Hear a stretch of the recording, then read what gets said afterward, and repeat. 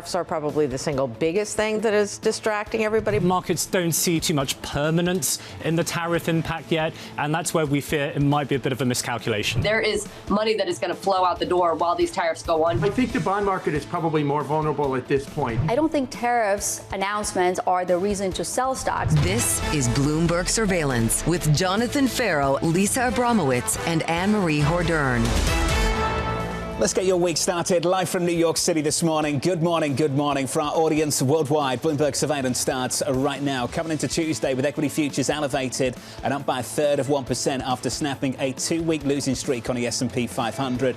On the Nasdaq 100, we're higher by 0.4%. Our top story worldwide, top US and Russian officials meeting in Riyadh without anybody from Kyiv and Brussels left out in the cold. And a real sense of resentment by Brussels more broadly and by Europe about not being included in these talks. And yet some officials are saying, hold your horses, don't protest too much, don't give these meetings the credence that they have some import that they could otherwise have if we were at the table. This is a very significant moment, though. It has been years since we had such high-level meetings between U.S. officials and their Russian counterparts. The question I have going into this, is this just to improve a relationship between Washington and Moscow, or can they really come out of this meeting paving a way for a summit that we reported over the weekend that Trump wants by the end of the month? Spent the whole weekend reading article after article about how upset the Europeans were. A tough Friday for the EU. Scathing words. A wake-up call for the continent. Those words didn't come from J.D. Vance. They came from Mario Draghi in the Financial Times. Those words were really powerful. Forget the US. Europe has successfully put tariffs on itself. The challenge is coming from within, not just from outside. Which was just highlighted by the fact that nothing like anger can galvanize an entire country, an entire region, which is the reason why there were a couple of summits over the weekend held by Emmanuel Macron, among others, of European leaders. The problem was they couldn't get everyone in the same room because the schedules were misaligned and they couldn't agree on some sort of plan, which just highlighted the challenges, the obstacles that J.D. Vance was referring to. Look, put aside the subtext, the context of what he's talking about in terms of what social media does to free speech, etc. There was a real challenge of what are we fighting for? What's going to unite you guys? And hey, when are you guys going to get your act together and decide what it is that you want? We've said this a few times on this program that maybe the Trump administration would push the Europeans to do things that might be good for them. Bonds are down, yields are up, defense spending expected. Defense stocks are rallying. European equities are outperforming so far on the year. We talked about the tariffs a few times. The auto stocks over in Europe have been rallying, not declining to start the year, and they picked up again through last week. Which raises the question, how much can some of these politicians stand in their own way, especially as we wait for pivotal elections in Germany on Sunday? Is this really a moment where we've hit the trough of European pessimism, really? And can we see some sort of plan on the other side? Right now, there is a question of, has U.S. exceptionalism peaked because Europe suddenly has hope? Or have people underestimated the barriers, just how entrenched they are for a sustained European outperformance? Trump is forcing their hand into where a lot of European leaders said they have been wanting to go but haven't been able to get there. It's not just Mario Draghi. You look at the Irish premier talking about how they need to innovate more, regulate less. That is what America has been telling Europe for decades, and maybe they're going to finally do it. It talked a lot about the risk, the bullishness off the charts. In the Bank of America Fund Manager Survey, long stocks and short everything counts. Cash levels at 15-year lows. Fear of a global recession at a 3-year low. We'll get into that a little bit later this morning. Equity futures right now positive by 1/3%. Coming up this hour, we'll catch up with Brian Levitt of Invesco on why investors may need to brace for more volatility. Bloomberg's Tyler Kendall as US and Russian officials meet in Saudi Arabia. And we'll speak to the IHG CEO on the state of travel. We begin this hour with stocks rising to kick off the shortened trading week. Brian Levitt of Invesco writing, market drawdowns and volatility are almost always the result of policy uncertainty. Investors may need to brace themselves for additional volatility, but I suspect we know this drill. Brian joins us now for more. Brian, good morning. It's good to see you. Good to see you. Is the peak uncertainty behind us yet? No, I don't think the peak uncertainty is behind us, although I don't want to be overly negative. I'm just reflecting on coming off of a period where volatility had been quite low. So I think ultimately it'll be a good environment for stocks, but it's going to be a little bit more difficult. We have inflation at the upper end of the comfort zone, which isn't terrible unless the Federal Reserve thinks they may have to take a different approach. And we still have to deal with the uncertainty around trade and industrial policy. So there's more to come on this. Investors probably looked at what happened with Canada and Mexico with regards to the tariffs and said, okay, all good. I suspect that's probably not the case. We'll have some volatility in here, but that doesn't change the fact that it's still a good backdrop for risk assets. In the meantime, we're just eating into consensus trades to start 2025. In the FX market, the dollar is weaker, not stronger. In the bond market, yields are lower, not higher. And if you're looking at equities on a geographic basis, Europe is outperforming the United States. Do you want to fade that or pile in? I would pile in. I think the reality is we've had such a prolonged period of U.S. outperformance driven by a handful of names. What we've all been wanting is some broadening out in these markets. Now, just because things like small caps or European stocks were cheap didn't mean that they were going to outperform. You needed some catalysts. And what you have right now is, of course, easing in different parts of the world. You have valuations a little bit more extended in the United States. You have higher nominal growth, improving expectations in Europe. So yeah, it's a better backdrop. You remember that period, we all remember it, 2009 through 2019, where nothing could perform but U.S. growth stocks. We were in a very low nominal growth world. So now we're in a better improving nominal growth environment. So the story you just told about Europe is not as exciting as the story that other people say, which is this is the beginning of actual spending, of actual stimulus, in addition to a disinflationary trend that can eventually allow ECB rate cuts. Are you basically saying you don't buy some of the optimism that this is really the moment that Europe could join together, issue euro bonds to support defense stocks, and inject some stimulus in the overall economy? Well, we've seen this before. So, fool me once, shame on you. Fool me twice, shame on me. Is that how it goes? Right. So I'm not ready to say that this is the moment. The way I look at Europe right now is not good or bad. It's better or worse. And things are getting better than where they were. We had this long environment where things were generally getting worse. The fact that floating rate mortgages exist in a lot of parts of Europe wasn't necessarily helpful. But now we've got this easing environment. Sentiment's picking up. I would look at it more as a cyclical recovery in sentiment and a better policy environment rather than necessarily viewing it right now as a bigger structural story. We need some proof on that. There are some contradictions in this story. On one hand, if you have growth improving, doesn't that tie the hands of central banks in terms of how much they can cut rates, leaving benchmark borrowing costs at a higher pace, which typically pressures stocks? Well, different parts of the world have different answers. I mean, I think in Europe, in the UK, we're going to need to see interest rates continue to move lower. In the United States, the point I was getting at is I like inflation at the upper end of the comfort zone. People have been wanting weaker, rates to come down. In September, the Fed fund implied future said rates would be below 3% at the end of this year. Well, what would have happened between then and end of 2025? That rates had to be below 3%. That's a bad economic outcome. So the fact that we've reassessed that now, we're not pricing in tightening. We've just backed out the rate cuts, which suggests that this is going to be a pretty good growth environment. Inflation at the upper end of the comfort zone, to me, is a better environment than where we were for a decade, where we couldn't get it into the comfort zone because higher nominal growth accrues to corporate profitability. Now, the risk to all of this is, obviously, if inflation jumps and the Fed has to tighten, we are clearly not priced for that. That's where equity valuations get hit. That's end-of-cycle stuff. But I still think inflation's going to moderate. We saw it a bit with the producer price index. Seems like wages are moderating, shelter's moderating. So I don't think it's as big of a concern. CPI, what was that, last Monday? I think that was a bit of an overreaction. The market's recovered from it. But what about tariffs? Could they be a hit to inflation to go above that range you seem to be very comfortable with? Yeah, I suppose they could be, except it's a little bit of a different environment than 2018. But if you use 2018 as an example, you saw one-off price shocks in products rather than broad-based inflation. And actually, you started to get a hit to sentiment. And that hit to sentiment actually caused markets to start to think about a recession by the fourth quarter.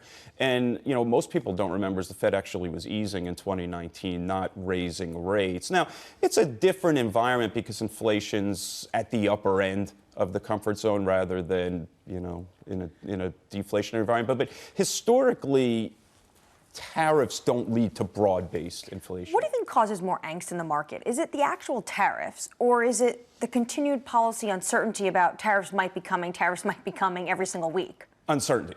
And that was the story of 2018, was that it was sort of a tariff trade policy by tweet at that time. And each week we got something new, and it was very difficult how to respond to it. And business sentiment really got hit.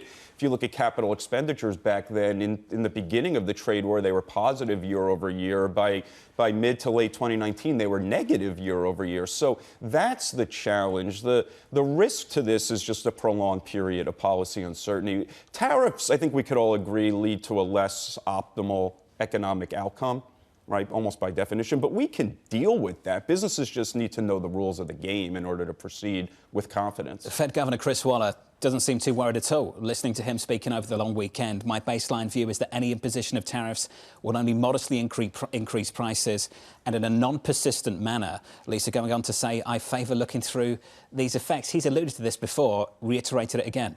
Some people have agreed with him. However, he has been an outlier, as he did seem more hawkish last September and now seems to have shifted his tune. And some people are talking about maybe he's in contention for Fed chair. That said, other Fed officials have echoed this, both on the record and off the record, saying essentially in the past they have been more of a suppressor of growth than they have been an ignition of inflation. He's running. I think we've said that before. A lot of people believe that's the case. Brian Levitt of Invesco is going to be sticking with us. Equity futures on the S&P right now just about positive by 1/3 of 1%. With an update on stories elsewhere this morning, with your Bloomberg brief, here's Danny Berger. Hey, Danny. Hey, John. The U.S. and Russia are holding talks to end the war in Ukraine, but Ukraine is not represented. The meeting instead headed by Secretary of State Marco Rubio and Russian Foreign Minister Sergei Lavrov in Riyadh. Yesterday, Ukraine's President Volodymyr Zelensky reiterated that he won't recognize any agreement reached without his country. Elsewhere, the Financial Times reporting that Honda is willing to resume takeover talks with Nissan if the company's CEO steps down. A person familiar said Honda would be prepared to revive negotiations under a new boss who can better manage internal opposition. A Delta Airlines plane flipped upside down while landing in windy conditions in Toronto yesterday. The plane, which was flying from Minneapolis to St. Paul, had 80 people on board. 15 people were injured, 3 critically in the incident. It's the latest in a series of plane crashes so far this year, including the deadly crash in the Potomac River late last month. And that's your brief. John. Hey, Danny, thank you. Appreciate it. That's some scary stuff. More from Danny in about 30 minutes' time. Up next on the programme, negotiating an end to the war. Based on your conversations with President Putin, what do you think he wants? I think he wants to end it, and they want to end it fast. Both of them. And Zelensky wants to end it too. That conversation's up next. We'll catch up with the Bloomberg team, Tyler Kendall and Ollie Crook from New York City this morning. Good morning.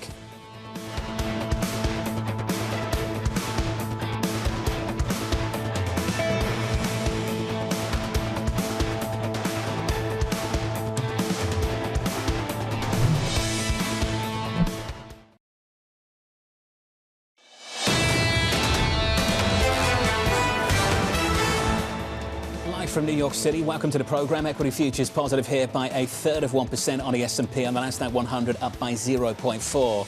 One of the big movers so far this year, it's gold. Gold is up another 0.5%, back through 2,900 all over again. Goldman Sachs now looking for 3,100, up from 3K, and saying should economic policy uncertainty persist, we're looking for 3,300 on gold. Which represents a 26% upside through the end of the year. And this really echoes what we heard from Dan Stuyven last week when he came on the show and said, essentially, there is a fundamental buying base in central banks as well as that hedge. They love gold. Gold this morning up another 0.5%. Out of surveillance this morning, negotiating an end to the war. We're moving along. We're trying to get a peace with Russia, Ukraine, and we're working very hard on it. It's a war that should have never started. Do you expect Zelensky to be involved in these conversations? What will his... Yeah, I do. He will be involved, yes. Based on your conversations with President Putin, what do you think he wants? I think he wants to end it, and they want to end it fast. Both of them. And Zelensky wants to end it too. So here's the latest this morning. US and Russian officials meeting in Saudi Arabia to discuss bringing an end to the war in Ukraine. Ukraine's President Volodymyr Zelensky is not a part of the discussions and said he won't recognise any agreements without his country's involvement. Our team coverage starts right now with Bloomberg's Tyler Kendall in Washington, Ollie Crook over in Berlin. Tyler, first of all to you, what is the objective for these initial talks? Well, John, the State Department says that these preliminary talks are to make sure that Russia is serious about ending the war and that everybody is on the same page. Yesterday marked exactly 4 weeks since President Trump took office, and things have moved rather quickly, including with Annmarie's reporting so quickly that officials are looking to get a date locked down on the books by the end of this month, potentially, for a leaders' summit between President Trump and Vladimir Putin. Now, as Ukraine has raised these concerns about direct talks between the U.S. and Russia reversing a U.S. policy, you heard President Trump there reaffirm that Zelensky will have a seat at the table once those formal negotiations begin. And as they start to get underway, another leader that is not at the table is that we're looking for participation potentially from Europe after Ukraine called for leader-level envoys to be involved in these talks as well just yesterday. So big questions here still remaining, particularly also about what the future of U.S. aid to Ukraine will look like. President Trump confirming that he would be interested in Europe potentially buying U.S. weapons to supply them to Ukraine because as security assistance to the country has often divided Washington, this has been one point of bipartisanship, the wide belief that additional aid to Ukraine, particularly when it comes to military and shipping weapons abroad, has actually helped to boost the U.S. domestic industrial base. So all of these talks happening sort of in parallel to these conversations in Saudi Arabia. John, the State Department confirms that at 6 a.m. Eastern, those talks did break for a working lunch after meeting for 2.5 hours earlier this morning. Oliver, let's bring you into the conversation. Tyler's right. The Europeans want a seat at the table. They had a big meeting yesterday. Macron spoke to President Trump yesterday as well. Will they get a seat at the table? Listen, I don't know that they're going to get a seat at the table immediately, certainly not. It may be a little bit further down the line. I mean, I think the Trump approach here, when we think about what they're trying to get out of every participant here in these discussions, is sort of the real question, right? Because I think that for the Trump administration, the United States know that they hold basically most of the cards in this conflict. Obviously, Russia holds some, but the United States holds most of them. And as far as the Europeans are concerned, what do they want from Europe? What do they want from Ukraine? What do they want from Russia? What they want from Europe, we start to get a sort of an outline of. They want Europe to take more responsibility for security guarantees. And we started, frankly, the first steps of that happening that probably would not have happened had we not heard from President Trump last week and J.D. Vance over the weekend, the UK saying basically that they are willing to commit troops to peacekeeping operations in Ukraine after a negotiation, after a ceasefire. The French have talked about things like that. I've spoken to the Germans. They're very resistant to that sort of thing and those kinds of conversations. But does that now evolve in the new reality of basically what this conflict and what this sort of the security umbrella looks like from the United States? There's also the question of buying more arms from the European side. We are now opening the conversation once more in Europe about joint debt. That is something that basically there's been a lot of resistance to. We've asked about it for many, many months. Now that is something that is coming to the fore. We're going to have an EU leaders meeting in March where that is going to begin to be on the table to try to get that defense spending up. For the Europeans, they are now grappling with this question of their lifestyle, of the lifestyle that they've built since the end of the Cold War. What is that built on and how is that defended? They need to answer that question in the wake of this new reality. Ollie, help us answer this question. You were in the room in Munich on Friday. How did the Europeans respond? What did they say to you after that address from the Vice President, J.D. Vance? Listen, John, I mean, I think the thing that we kept hearing was, shock, shock, shock. But some of the people that were sort of more clear-eyed were saying, this is not really a shock. This is what we've been anticipating from the Trump administration for a very long time. I think that there is, on the one side, this idea that the U.S. would step back was not something that anyone really totally believed. They sort of thought of the first Trump administration as a bit of an anomaly. We had heard Trump talk about many of these issues, about Russian gas dependence, about underspend. This is now reality. This is reality for these European leaders, and that is a reality they need to come to grips with. I mean, I spoke to the highest-ranking general of the German military just before the Munich Security Conference. We talk about spending the money. This is a military in Germany, third biggest economy in the world, probably 30th biggest military. They have 180,000 troops. They want more than about 460,000. That is a huge shift in what needs to happen, not just on spending money, but actually recreating these economies to dealing with this new sort of military reality. And And that is what the Europeans need to grapple with. And that money needs to come from somewhere. And that is going to be the very difficult political discussion for the Europeans over the coming years. Ollie, appreciate it. Thanks for the update. They've got a lot of work to do. Ollie Crook alongside Bloomberg's Tyler Kendall. And the market's starting to pick up on some of this. We talked about it briefly. Starting the week over in Europe with bonds lower, yields up, defence stocks rallying. Which raises this question, and I know that this is getting a little bit too derivative, but can you get the expansion in Europe if you truly do get the borrowing that a lot of people are expecting? Because does it tie the hand of the ECB at a time where they have to re-leverage in a way in order to finance the growth? Something that the U.S. did a couple of years ago, but then deal with the volatility that comes along with that. At this point, I don't think it's anyone's baseline that things are going to be fantastic in Europe, but things are improving and they're moving in the right direction. And I think you pick that up in the fund manager survey out of Bank of America today. Not just the global fund manager survey, they also put out a European piece. And this is where for markets, change is far more important than levels. A net 45% of respondents expect stronger European growth over the coming 12 months. Doesn't sound like a lot.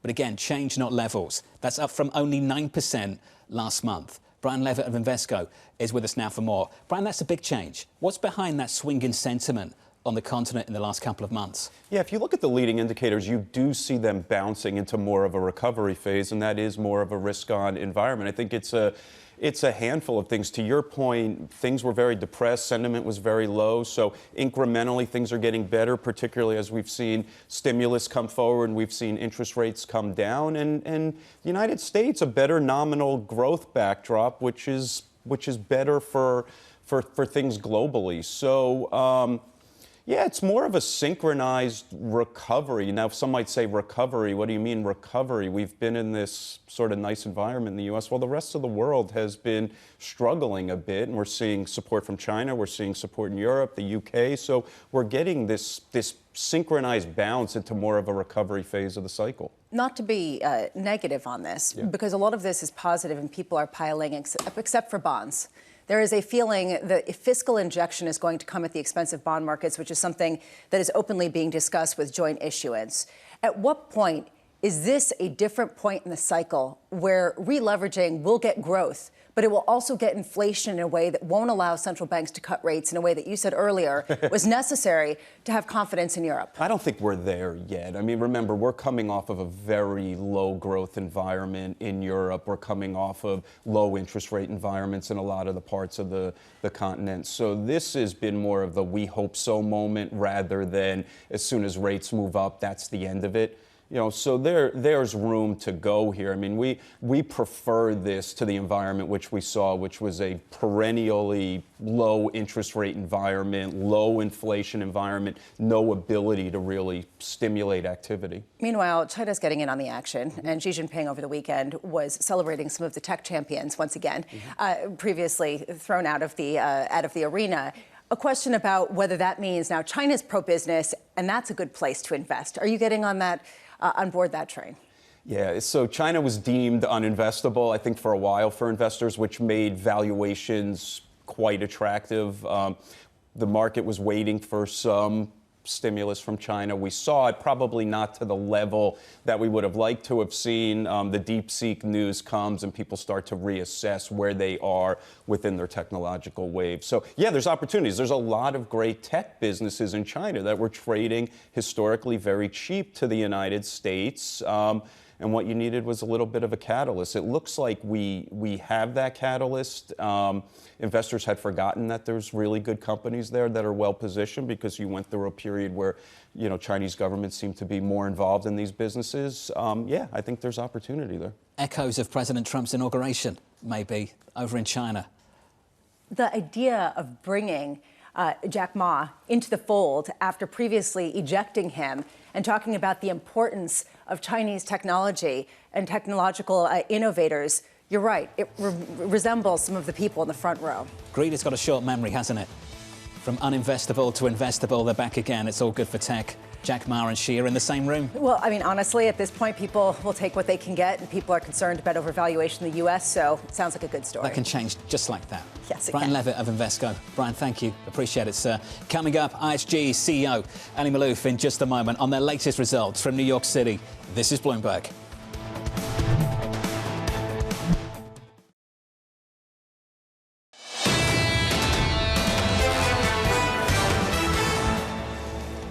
Equity futures on the S&P positive here by 1/3%.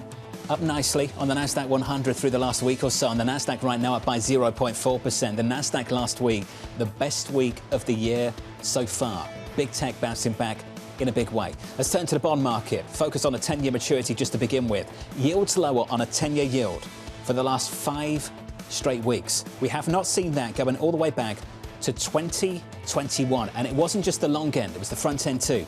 Down just a little bit at the front end, even with hotter CPI, hotter PPI, because of weaker retail sales and some comfort in certain components of PPI that feed into PCE that should mean this Federal Reserve won't get too excited. I love the idea that lower healthcare and airfare basically saved the narrative that we are getting disinflation and therefore people can continue to pile into bonds. I will say there is this feeling that maybe that trade has gone a little too far with this idea that maybe we got too excited about the potential for rate hikes last year. And you are hearing more people start to worry about inflation once again. Just fading consensus views repeatedly across the board, including on this one, the euro. The euro through last week on a 4-day run of strength. We broke that earlier this week. DXY not having a great time of things either. DXY back-to-back weekly losses this morning. We flipped that just a little bit. Euro dollar 104.64. We've mentioned repeatedly on this program over the years, though, you have to pay attention to how the market responds to incoming information. The threat of tariffs repeatedly again and again. Let's take VW. Here's a stat. About 80% of VW's US sales are imported. That according to figures from Global Data. And yet VW last week up almost 7%. Autos in Europe, 6-day winning streak through Monday. You've also seen layoffs, which is something a lot of people have been saying they have to do. You've also seen a number of different efficiency measures and a real reckoning with how to compete in a new environment. At a certain point, did we get to this pessimistic level where suddenly it was very easy to jump over that threshold? And a lot of people are saying that's what you're seeing in a number of different companies in Europe. The euro right now, just a little bit softer, weaker by 0.2%, 104.64. On our radar this morning, our top story. Top US and Russian officials meeting in Saudi Arabia to discuss how to end the war in Ukraine without anyone from Kyiv taking part. The talks could pave the way for a summit between President Trump and Russian President Vladimir Putin as soon as next week. This is very significant because it's been since at least the end of 2022 we had high-level individuals from the United States meeting their Russian counterparts. I think both teams are going to be trying to feel each other out, basically seeing where they can maybe make a deal, whether or not that's peace, or as Yuri Ushakov said, who's basically the chief foreign policy advisor to the Kremlin for decades, walking off the plane last night from Moscow to Riyadh, said the main thing is to begin a real normalization of relations between U.S. and Washington. So it's not just about a peace agreement. It's also about that bilateral relationship that's been on ice. It's also a question of whether they have different aims, about whether maybe Russia wants to normalize relations with the U.S. And the U.S.'s goal is to get a win when it comes to starting the discussion around some sort of peace agreement. And where those two things have friction, I'm very curious in particular around the rare earths minerals that the U.S. has expressed interest in Ukraine, territory that is largely now controlled by Russia. The latest update we have for you is that those talks are ongoing, and when we get you a readout, some headlines from them, we'll bring them to you. Let's turn to this story. A Delta Airlines regional jet flipping upside down after landing in Toronto just yesterday. Delta saying the plane had 76 passengers and 4 crew on board, with no fatalities reported, the crash injuring 15 people, including 3 critically. I don't want to travel on the air. I mean, this is part of the problem. We just had the worst crash since 2009 on January 29th over D.C. airspace. A question here, we still are asking what happened in that crash. This one is even more of a mystery. If you look at what the Toronto's fire chief said from the airport, he came out and said it wasn't immediately clear what caused the plane to crash or go belly up. And he noted that the runway was dry and there were no crosswind conditions. So people sort of speculating that it was because of massive winds and ice. I'm not sure. It feels like a miracle that these people were able to leave this plane and there was no fatalities. But the message, what you said, you're scared to fly, that was my entire inbox this weekend from friends and family saying, I'm scared to fly throughout the continental United States or potentially very close to our neighbors in Canada. We should note that the U.S. National Transportation Safety Board is going to send a team to assist with what's going on, but this is going to fall under the FAA in Canada. They'll be the ones to lead this investigation because it's very unclear how this happened. George Ferguson of Bloomberg Intelligence will join us a little bit later. I think that's going to be one of the first questions. Are you seeing domestic demand soften at all in response to some of these events in the last few weeks? Yeah, my hunch is no, because what has happened in previous crashes is people will say, ooh, that scares me. And then they say, ooh, but that's such a pretty picture and I'm going to go on vacation anyway.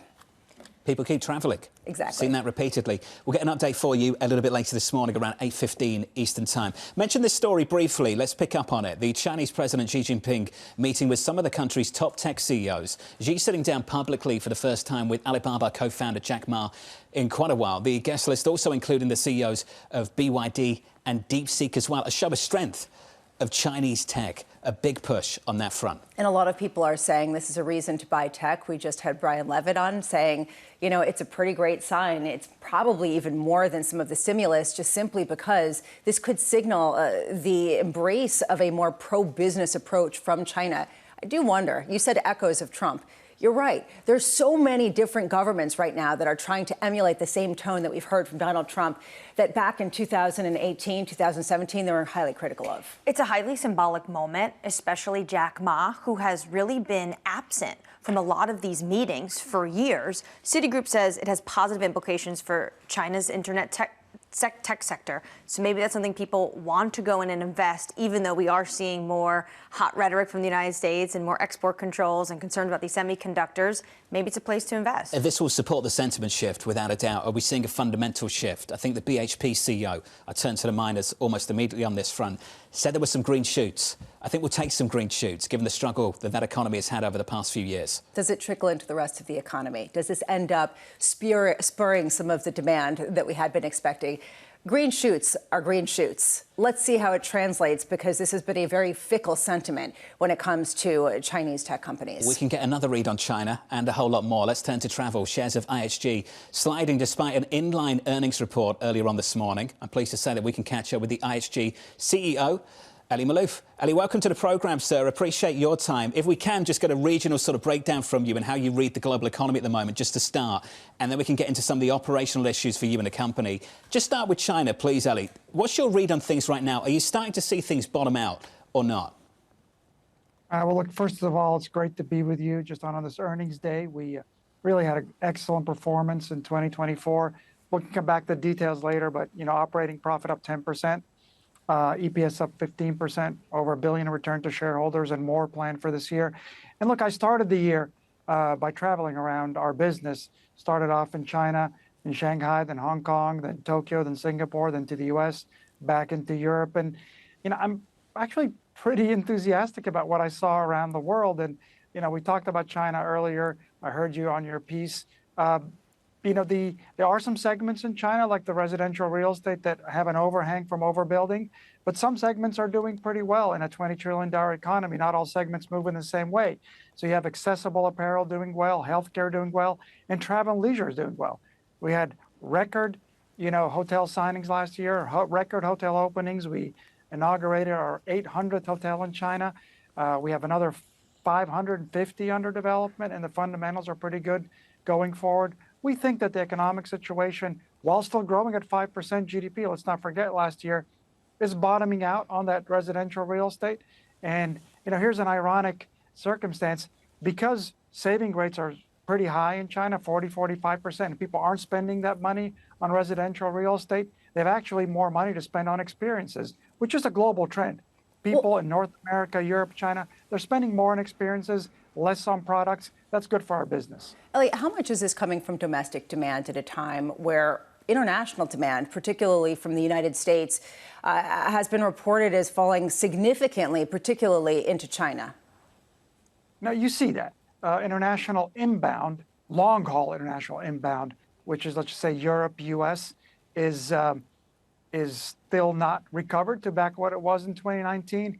But most of our business in China is domestic. Over 80% of our business in China is domestic. Let's not forget, it's 1.3 billion people, a $20 trillion economy with excellent infrastructure that you can travel around. Another trend that you're seeing in China, we saw it in 2024, and we're seeing it even now early in 2025, is strong outbound from China to nearby Asia-Pac markets. So Japan, South Korea, Vietnam, you know, Singapore, Thailand, Indonesia, very strong double-digit up growth last year, and it's continuing into this year.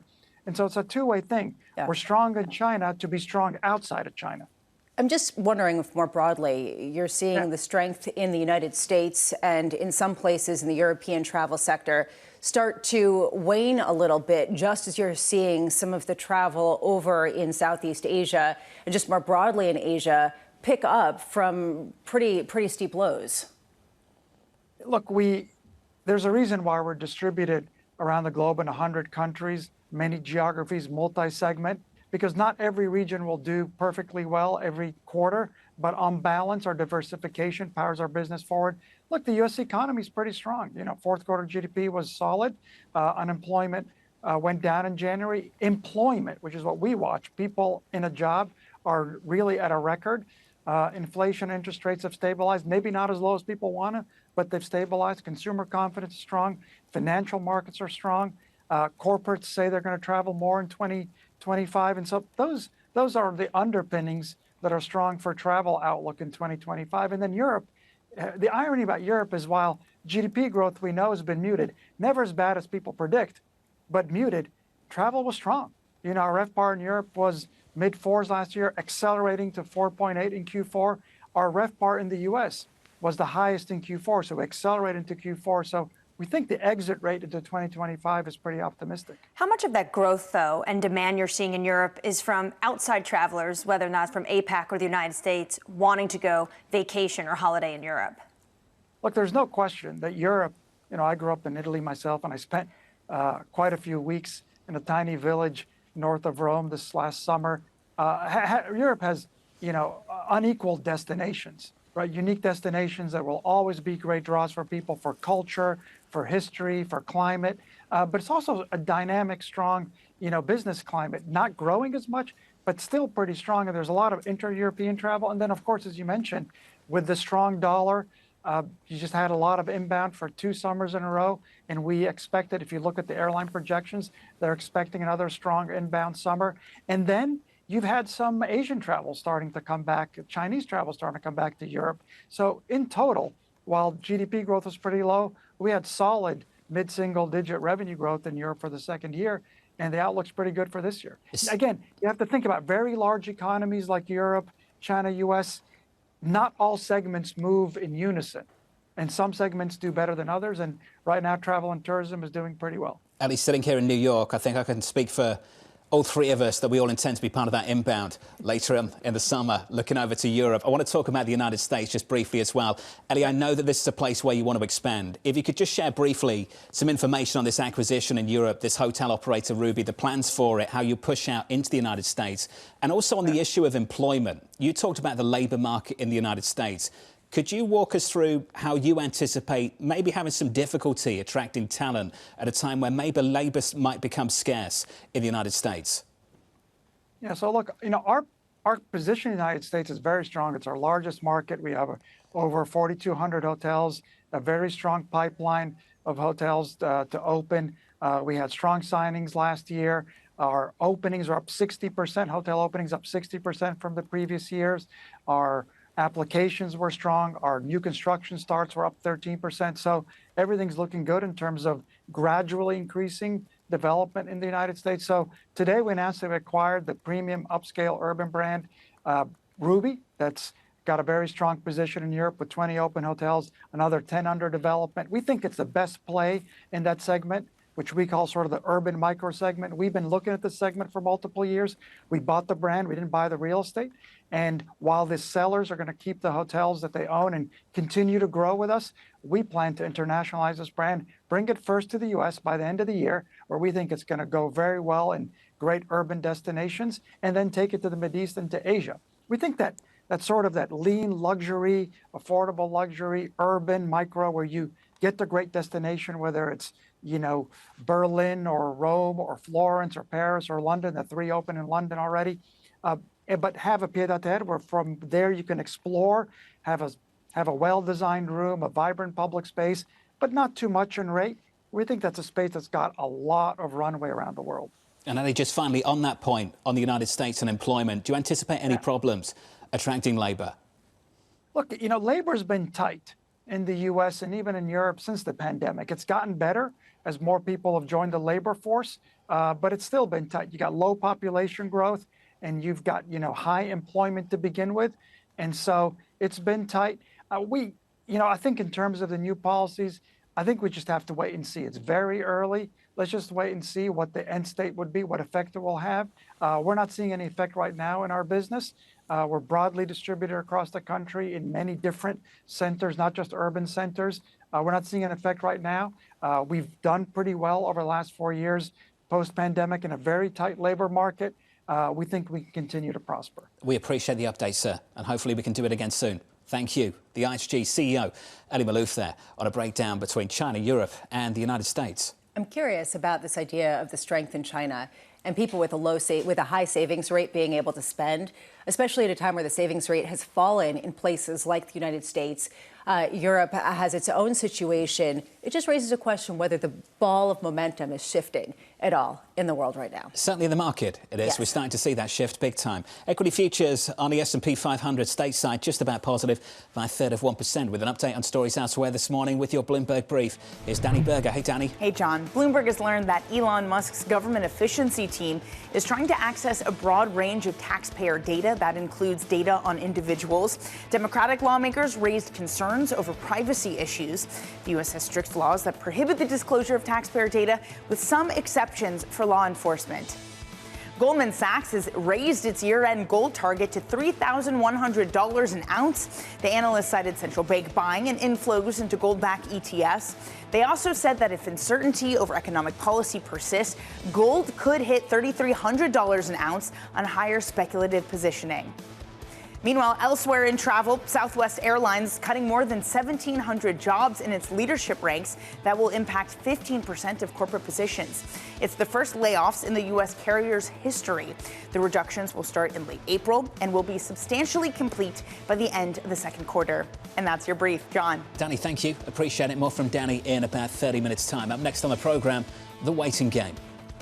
We're trying to sort through the potential for stronger growth, the potential for geopolitical shift. We're in this waiting game for further development. In the meantime, people are super bullish, and that's captured by the Global Fund Manager Survey from Bank of America. We'll get you a read on that in just a moment. Elie Galou of B of A up next.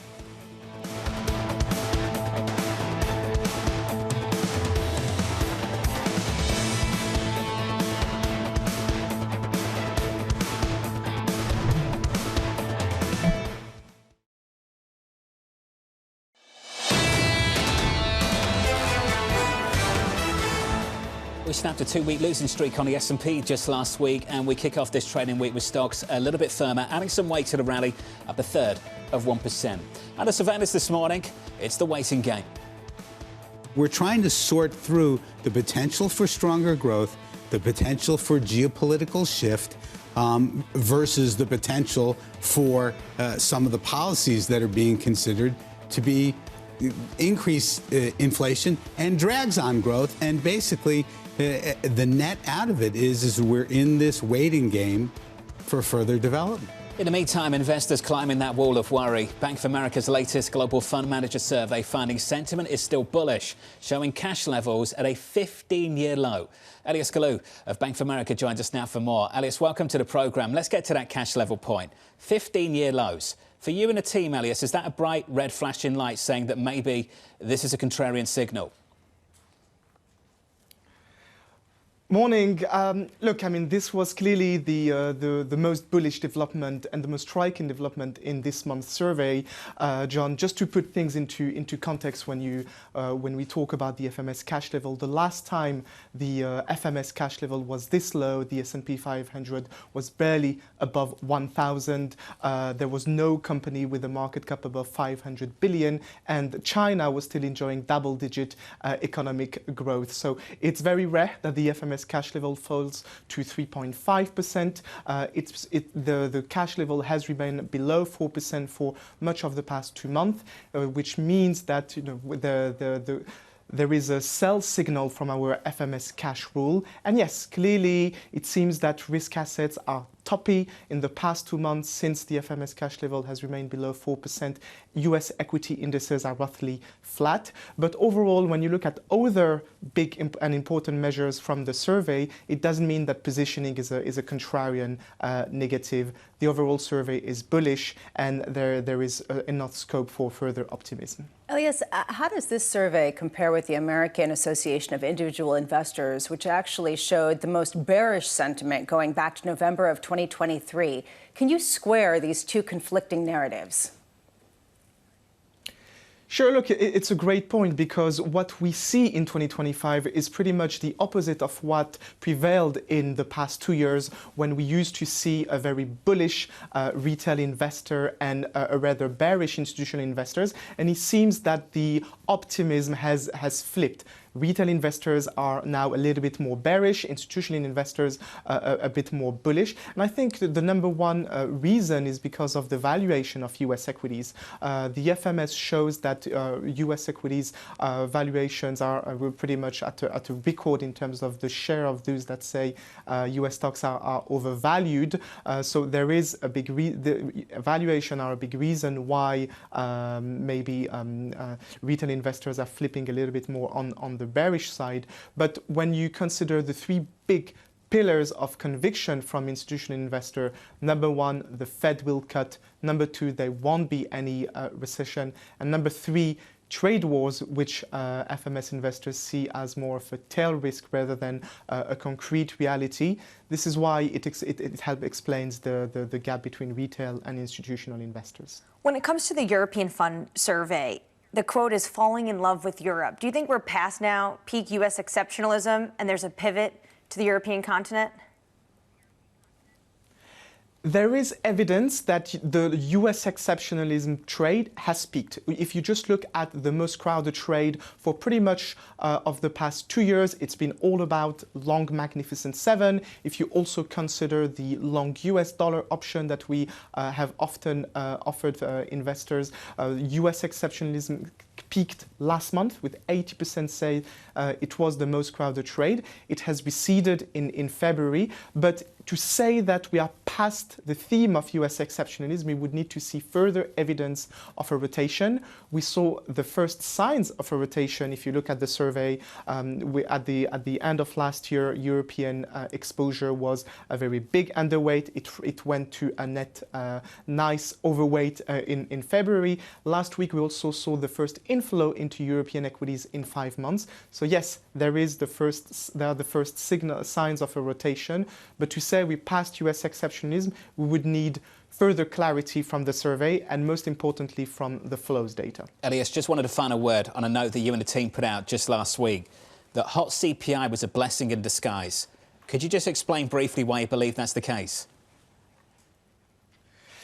Look, I mean, when it comes to trade war, which is the number one tail risk, according to FMS investors, there is clearly a risk to global growth if the narrative worsens. For now, FMS investors perceive it as a tail risk, but counterintuitively, the hot CPI print from last week may temper any worsening of the trade war narrative, because what's very important for US policymakers is that inflation remains pretty much under control. For now, it is trending towards 4% at the end of the year. And the fact that inflation is quickening in the US means that in the short term, we may see kind of a reprieve in terms of the trade war narrative. Interesting. Elyas, appreciate your time. As always, Elyas Galou there of Bank of America on a bullish fund manager survey. Coming up next, we'll catch up with Scott Chronert of Citi, Scott Lincicome of Cato Institute, John Lovallo of UBS and Nela Richardson of ADP.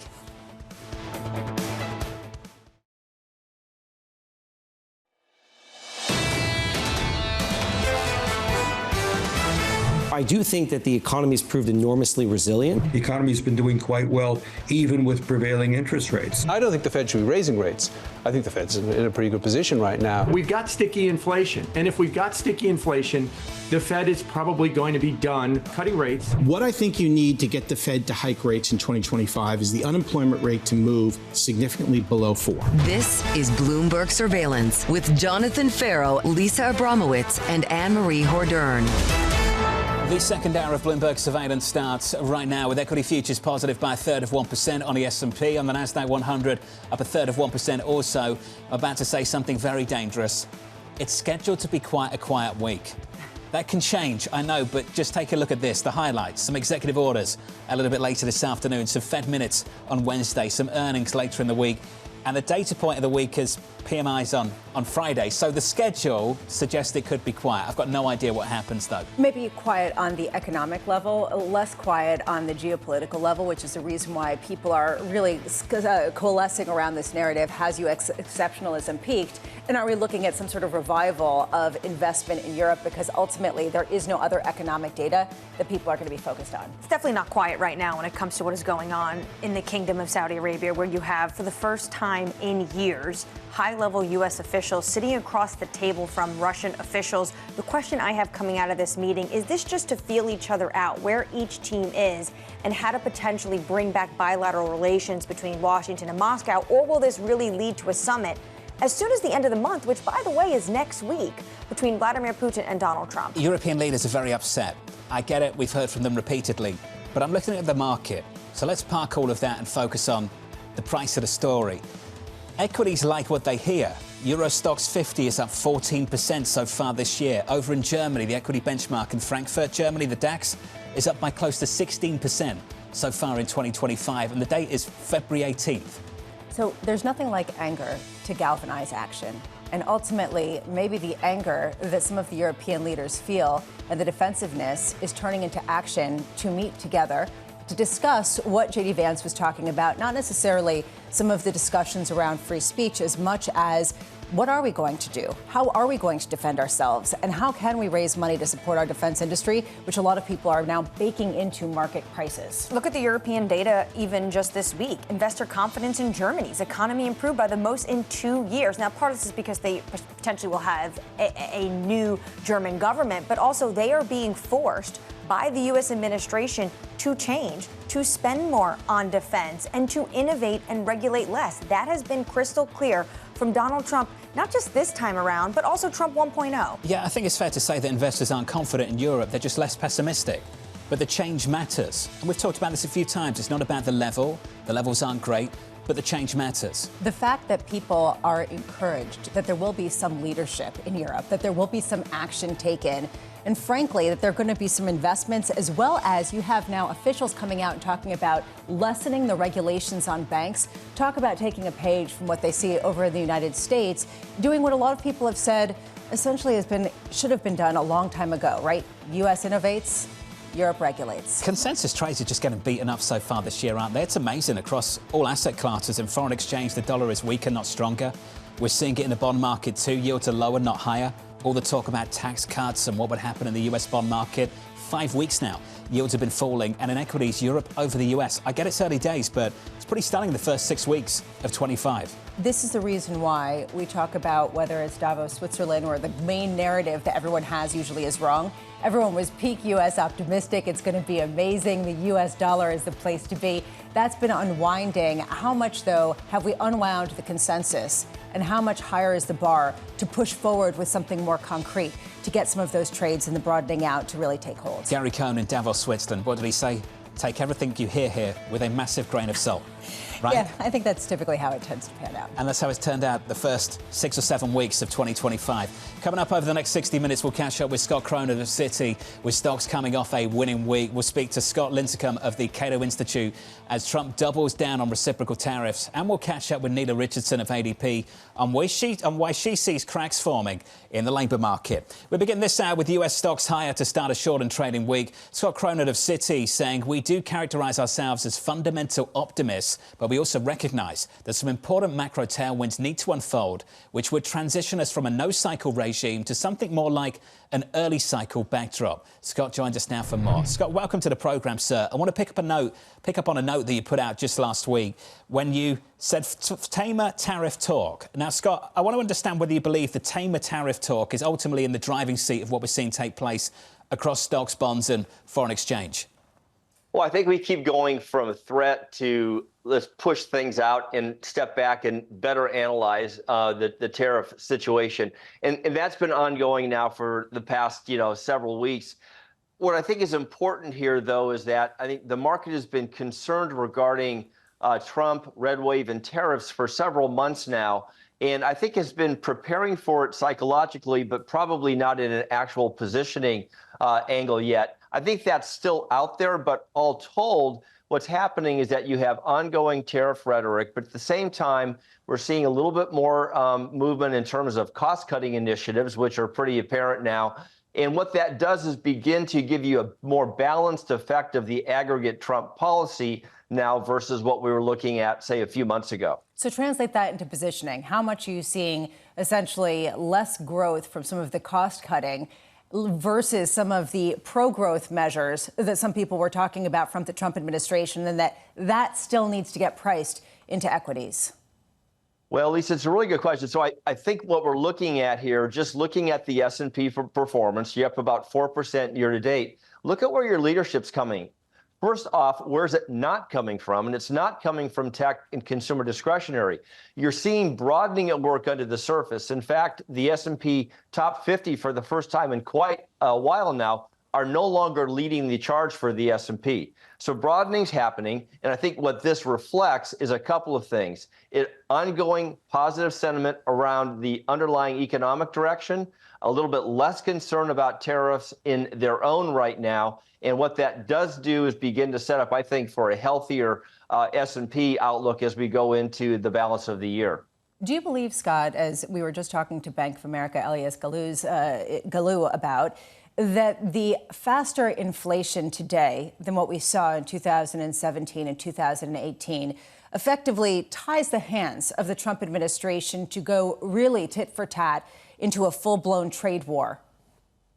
I think potentially it does. I think it's too soon to make that call, though. I think there's no doubt that when you're looking at tariffs, that part of this bigger program is that you at some point are going to need revenue offsets to the positive to contend with what happens from the deficit math as you go to extend TCJA and potentially lower corporate taxes in other places. All told, Lisa, what's happening here is that you've got a combination of forces that are at work that are going to need to be addressed.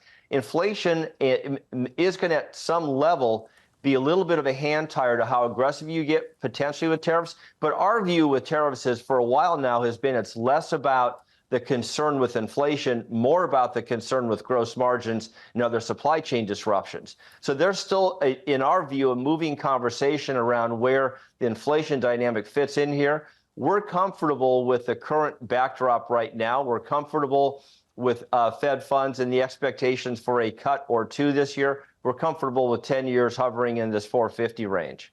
Scott, how do you start pricing in some of the retaliation, though, we can see from other countries if those tariffs that Trump has talked about, which besides China, we haven't seen them yet, but if the ones he's talked about actually come into effect? Well, I think we're going to have to get there. I think that's an ongoing concern. Again, all told, we have to expect tariffs. You have to expect retaliatory actions by countries affected. But importantly, when we're looking at the aggregate tariff setup, be careful here. When you're looking at a tariff on Canada, Mexico, a more specific country-related tariff, that probably is a negotiating tool towards accomplishing some other purpose. When you go on the path of, say, 10% across the board, that maybe gets dialed back to some more a balanced number, say 5% or so. What ends up happening, though, is the importance of that is, number one, in our view, how it fits into the revenue generation deficit math. The retaliatory part comes into play, but here's where you also have to begin to factor in the fact that a strengthening dollar over the past couple of months may at some level begin to price some of this in. So all told, we're certainly not immune to the issue. We are at the margin still quite concerned about it, but just trying to make the point here that identifying tariffs alone as an issue, I think probably is the wrong way to look at this. The right way is that it's part of a bigger Trump package that's working its way through the system and through Congress right now and through the markets. And I think what the market is telling you is that it's pretty comfortable, all told, with the balance that we're seeing between tariffs, potential tax reform, and then what's happening on the cost reduction front. Well, Scott, key word there is potential. It might take months to see those tax cuts get on board when it comes to the House and the Senate in Congress. How is it important for the markets to be able to have both at the same time, the tariffs, but also the tax cuts? Yeah, I mean, it's a good question because tariffs presumably can hit sooner. Okay, so they get modeled in terms of our 25 expectations. Tax reform probably is a 26 issue. Again, for several months now, we've said Trump red sweep. An issue we have is that you need to see some focus on the spending side because that deficit math continues to linger as an issue for this year. We've been talking about the bond market vigilantes perhaps coming back into the picture. We haven't seen that right yet. But I think the key point here is that the market is beginning to price forward fairly aggressively where we think underlying earnings expectations go. That's a bigger issue for us right now, Annmarie, than are the tariffs themselves. Our concern is that the market is already pricing in fairly heady earnings growth presumptions for the next several years. That, in our minds, is not necessarily negative, but what it does do is put a really big focus on earnings growth to continue to deliver as we go into 25, 26, and beyond. So by no means is this a coast-to-coast is clear environment. There are still many hurdles that we're going to have to be navigating. So I think a big message for us is expect volatility. It's going to be a persistent feature of this market. And at this point, we want to be conditioned to be buyers into said volatility. Hey, Scott, appreciate your view, sir. Scott Chronert there of Citi. Not the only ones looking to buy into that volatility, that's for sure. Want to pick up on that meeting that's taking place over in Riyadh, Saudi Arabia. Top officials from both Russia and the United States sitting down for preliminary talks, potentially setting up a meeting between the two leaders, President Putin and President Trump. Getting some headlines from two leading Russian news agencies. One is TASS, as another is Interfax. And they suggest the following, that Russia and the United States had serious talks, citing an aide to the Russian president, saying that the Putin-Trump meeting was discussed, but it's hard to give a date of that meeting. It's hard to say, here's a headline for you, that the US and Russia are getting closer. What do you see in the headlines? For me, this is just preliminary talks, feeling each other out. There is no rush on the Russian side to have their principal, Vladimir Putin, yet sit down with Donald Trump. Interesting, it is Yuri Ushakov who's giving this briefing. He has been by Putin's side as a foreign aide for decades. He was also a former ambassador, a Russian ambassador to the United States in the late 1990s, early 2000s. So he definitely knows how Washington talks. And interesting, he's the one giving this readout. No decision yet in a date, and hard to say that they are getting closer. I think for me, that is the main headline. To me, it also highlights how Russia has a lot of grievances that they wanted to air, whereas the U.S. wanted to talk about Ukraine, Russia, and the war, and you could feel that tension in some of these headlines. The latest indication is that a meeting between Putin and Trump is unlikely to take place next week. Let's get you an update on stories elsewhere this morning with your Bloomberg Brief. Here's Danny Berger. Hey, Danny. Hey, John. Hamas says that it is willing to stop governing Gaza after the war ends. A spokesperson says that it's not necessary for the group to be part of the political arrangements in the next chapter, as long as it serves the interests of the people. The concession would fulfill one of Israel's demands for the second phase of the truce, which is still under negotiation. The acting head of the Social Security Administration resigned over the weekend. The Washington Post reporting that Michelle King left her position following a dispute with Elon Musk's Doge over its attempts to access sensitive government records. King spent several decades at the agency before being named its acting commissioner last month. Elsewhere in tech, Taiwan Semiconductor and Broadcom are reportedly exploring separate deals that would break Intel into two separate companies. The Wall Street Journal reporting that Broadcom is interested in the chipmaker's design and marketing business, while TSMC has studied controlling some or all of the company's plants. Those talks reportedly in prelim stages. And that's your brief. John. Hey, Danny. Thank you. More from Danny in about 30 minutes. Up next on the programme, negotiating with Russia. Based on your conversations with President Putin, what do you think he wants? I think he wants to end it, and they want to end it fast. Both of them. And Zelensky wants to end it too. Europe left out in the cold. What that relationship means for trade in the months to come. Scott Lincicome of the Cato Institute joins us next.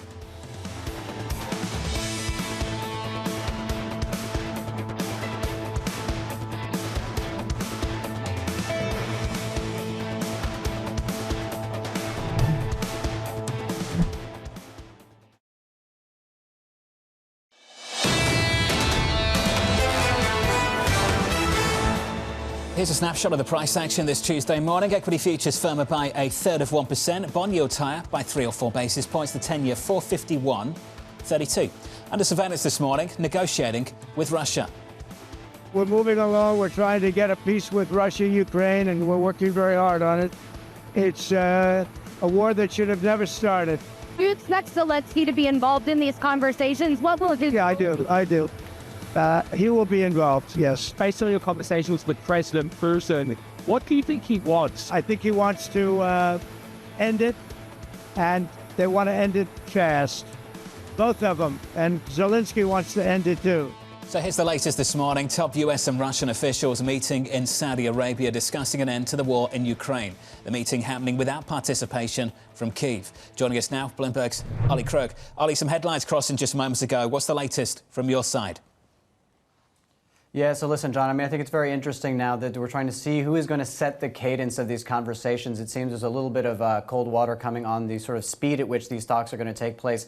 We were hearing as early as next week for Putin and Trump to meet. We're seeing now from Russian media that is unlikely to happen, according to a few sources, including TASS, from the Russian media. But this is really going to be fundamentally this meeting that's happening today, I think, for the Trump administration, is trying to fact find and trying to figure out what they can extract from every participant in this conflict, whether it's the Russians, whether it's the Europeans. We have learned that sort of sketching out the idea of what they want to get out of Europe. They want to get those security guarantees from Europeans. They want to get more hardware purchased from the Europeans, from the United States specifically. And we started to see that, John. We started to see the United Kingdom for the first time committing to sending troops potentially in a post-war situation in Ukraine, stationed there. It's something the French had talked about. The Germans were very sort of opposed to that sort of thing. But that is something that may have to progress under this new sort of security reality that the Europeans are dealing with and sort of scrambling with these emergency summits to talk about it. There's the question about what the United States wants to get out of Ukraine. We understand that that could be in the form of sort of mineral deposits. Again, the United States is trying to position itself to figure out what it can get from everybody before bringing everybody into the conversation,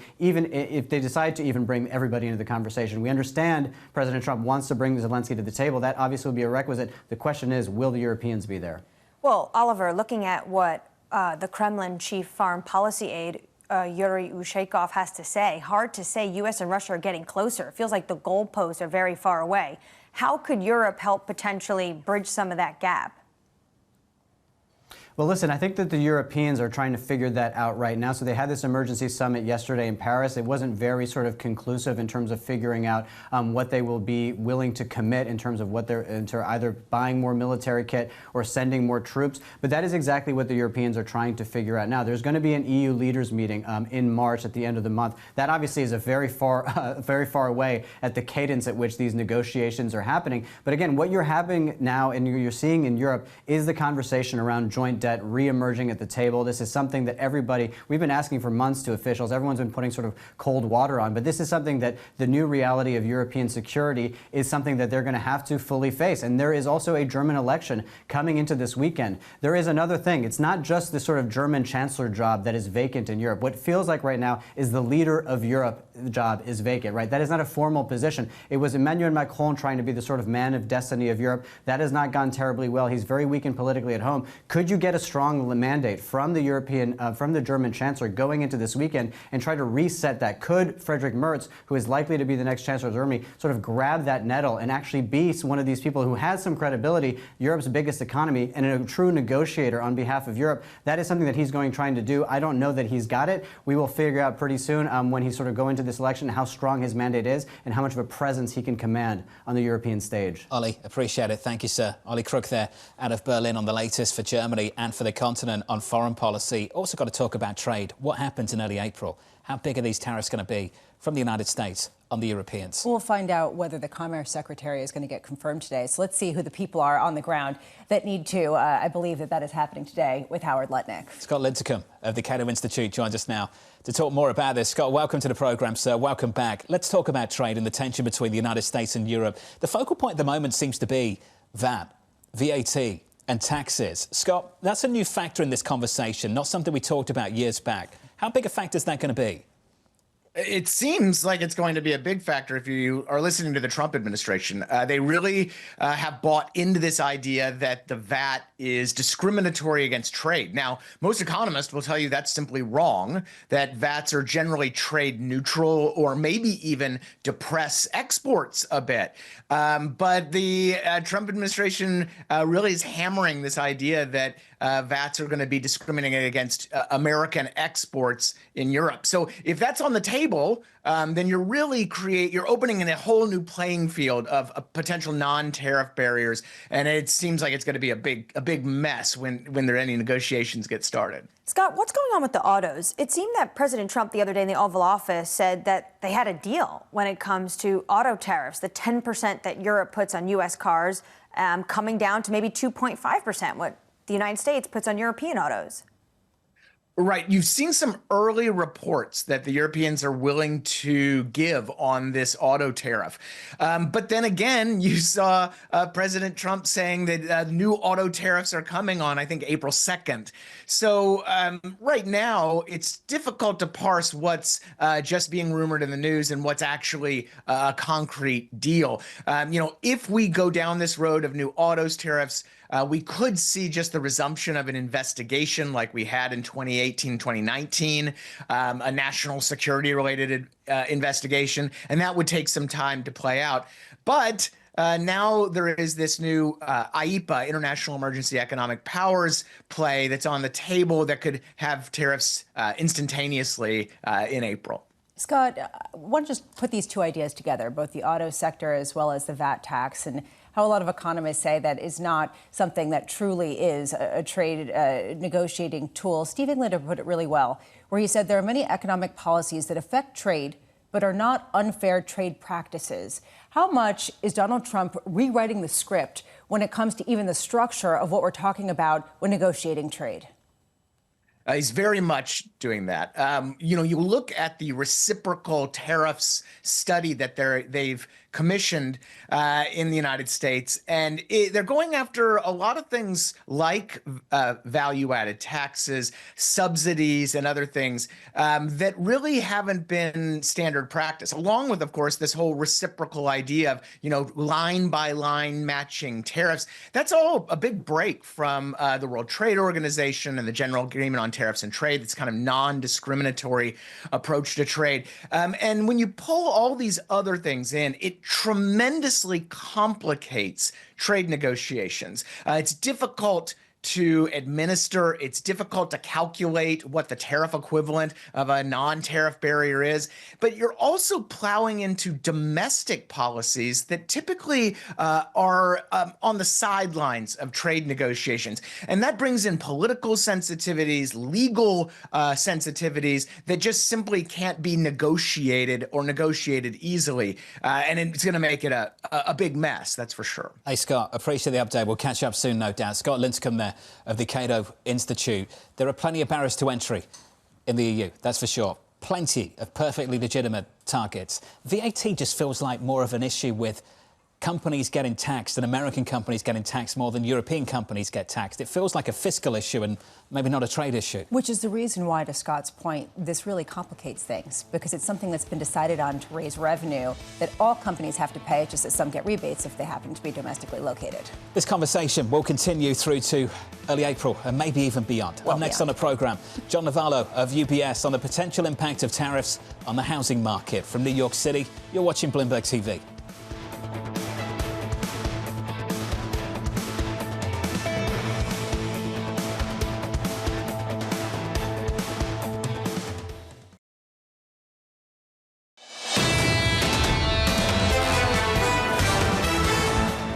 Coming off the back of the biggest week of gains on the S&P 500 in about a month. We had some weight to the rally this morning, just a little bit, up by about 1/3% on the S&P, up by 0.4 on the Nasdaq. The Nasdaq 100, the best week of the year so far. Big tech going to get done.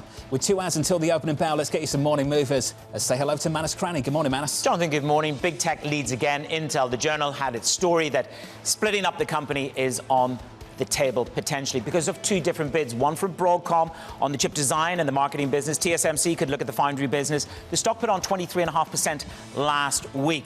This is, of course, a national security question. Cantor Fitzgerald said it's an extraordinarily complex company, to say the least. So we're up nearly 30% in 6 trading sessions if this holds. Southwest taking unprecedented moves, cutting 15% of the workforce, 1,750 jobs.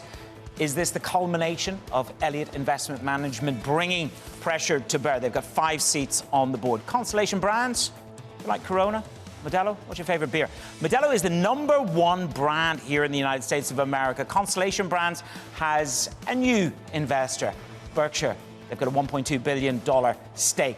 This stock, about a 1.5% dividend yield, according to Saxo, and it is about long-term compounding growth. Remember that word, compound growth. Jonathan. Manus Cranny, thank you. That stock is up by more than 8% in the pre-market. Some of the movers to watch this morning. Let's get to some of the top stories on our radar this morning. Top US and Russian officials meeting in Saudi Arabia to discuss how to end the war in Ukraine. The talks coming after President Donald Trump's phone call with Vladimir Putin just last week. The Ukrainian President, Volodymyr Zelensky, saying his country won't recognize, quote, any agreements about us without us. It feels like the Russians are actually slowing down the process of how quickly Donald Trump wanted to move. Over the weekend, me and a group of other reporters from Bloomberg were first to report about this exact meeting, and also that Trump wanted a summit with Putin by the end of the month. And then you have Yuri Ushakov coming out and saying it's hard to say yet that we're getting closer, but there was a conversation. That feels like just what this was, a first step, a conversation, and they're slowing things down. It feels like cold water is really being poured on this from the Moscow side. A conversation about what? And I think that that's important. Is it about ending the war, or is it about something else that Russia wants to change the conversation toward?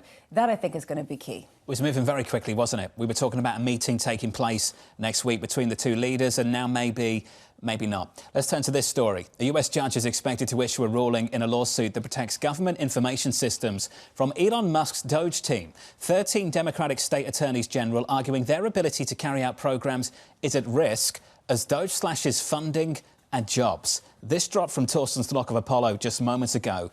We're watching the weekly data for the number of people who file for unemployment benefits in Washington, D.C., Maryland and Virginia, and any impact federal government layoffs may have on nationwide jobless claims. Look out for claims 8:30 Eastern Time, Thursday. There is a question around how many layoffs have taken place at certain places. There have been reports about emails sent out, retracted, then resent. A real question around how quickly Doge is acting. Everyone can coalesce around the idea of cutting waste from the government. That isn't the question. A bigger, larger discussion is how quickly is it being done? And in order to do so, how much is sort of breaking rather than being done surgically? And I think a lot of people are wondering. Some are saying, potentially, especially Democrats, they're moving way too fast, even if they agree that there needs to be a cutting of the bloat of the bureaucracy. This was one of the headlines from over the weekend. Trump fired, then unfired National Nuclear Security Administration employees, individuals that look after the nuclear stockpile that sit in the DOE. That was a big concern. Another one that probably will come up today with the judge is that they're getting access or trying to get access to a range of taxpayer data. Potentially that's going to be one that doesn't uphold. I'm interested in the data.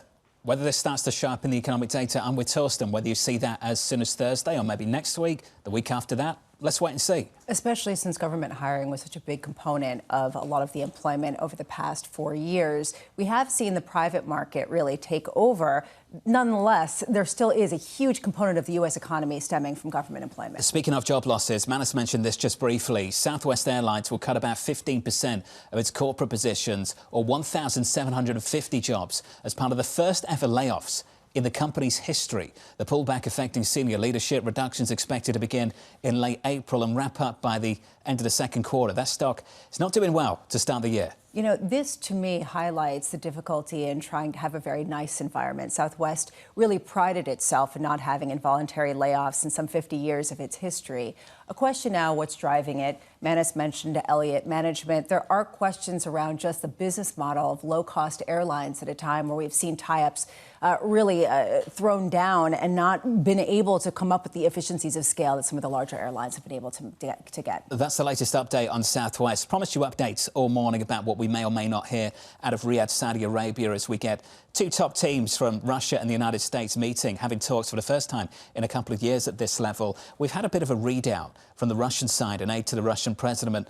Annmarie, just hearing from a spokesperson for the US side. What are we getting from the US side? A little bit more meat on what the conversations took place, what actually they discussed, as to Lisa's point, what actually happened. U.S. Russia agreed to appoint teams to end Ukraine conflict. So that sounds a little bit more like they're moving towards this direction of a peace or a ceasefire in Ukraine, something that we did not hear from the Russian side. Also, U.S. and Russia agreed to take steps to normalize diplomatic operations. Potentially, this means a little bit more leeway when it comes to each embassy in Moscow and in Washington, and maybe potentially a path for another meeting. Maybe it's not going to be Putin-Trump, but maybe another high-level meeting like Walter Rubio. The United States saying one call, one meeting, not enough for enduring peace.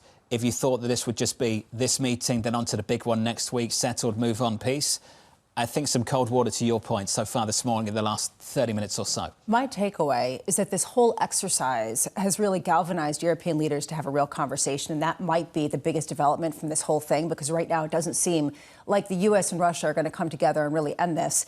Certainly not by next week, which some people were saying could be a possibility. The latest on that meeting between the United States and Russia over in Saudi Arabia. Let's turn to the housing market. Traders looking ahead to a fresh read on housing, with home builder giant Toll Brothers reporting earnings after the closing bell.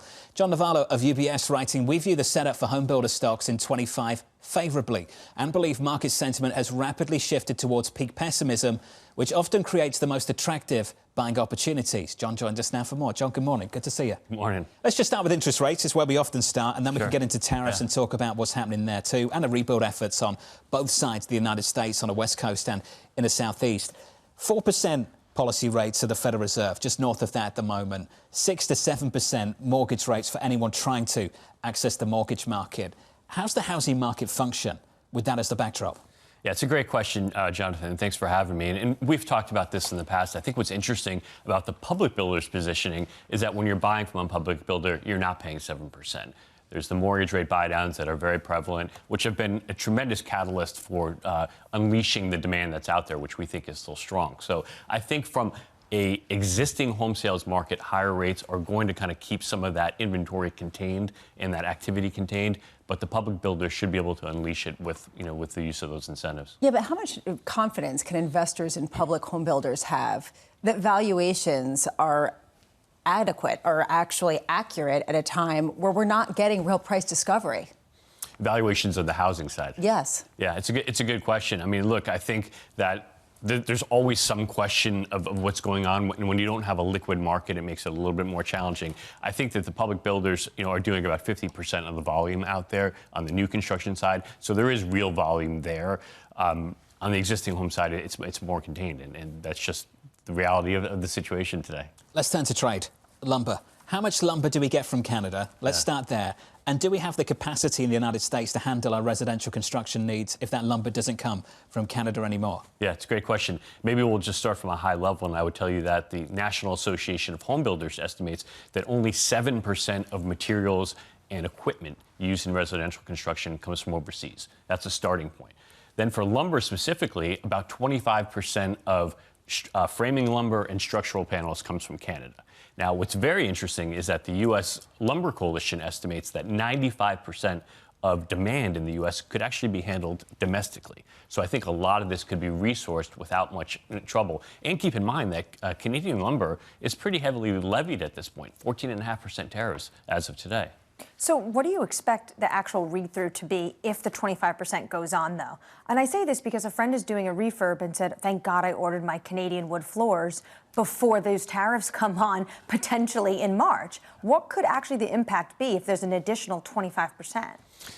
It remains to be seen. Our view is that because they're already heavily levied, that if you shifted this capacity domestically or this demand domestically and we were able to actually absorb it, the cost impact may not be that material at all. In fact, I think that, to your point, one of the things that's helped is the fact that repair and remodel activity has been sluggish. Non-resi activity has been sluggish, and so there is sort of capacity out there to be absorbed on the single-family side. What about the retaliation side? What could Canada do for U.S. products going into Canada? It's a good question because a lot of our building product companies sell into Canada.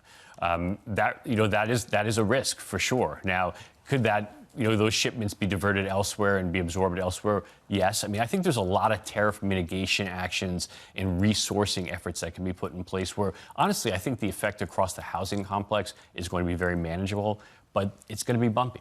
So I want to just crystallize this because in some ways the housing market is a great example of how these tariffs could potentially work or what the goal essentially is. If you have the Lumber Association of the United States coming out and saying 95% of the U.S. domestic needs could be met by domestic production, what's the problem? Why isn't it? Is it a quality thing? Is it a price thing? Is really the barrier just that Canada is able to offer lower prices, and if that weren't available or that was a higher price, you would see people turn to U.S. domestic production? It's an interesting question. I think there's a couple things. Douglas fir, as the lumber that comes from Canada, tends to be a very high-quality lumber as opposed to some southern pine, which maybe in some cases is not quite as good. Is it good enough? Yes. And could that, that actually suffice for what we have here in the U.S.? Yes, it's good. It's good enough. But there is some higher quality lumber that comes from Canada for sure. I also think it depends on where you're located or situated in the U.S.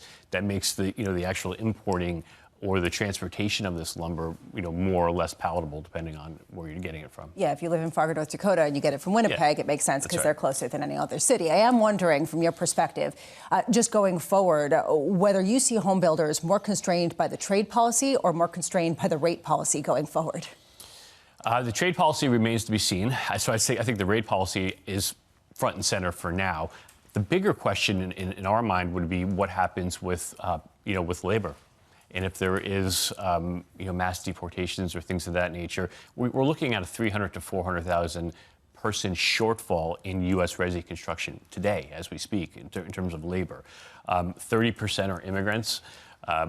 The actual number of illegal immigrants is unclear, but it's relatively important to keep in mind for sure. So that in our mind could be a pressure point. Margin pressure? Sorry? You think there could be margin pressure?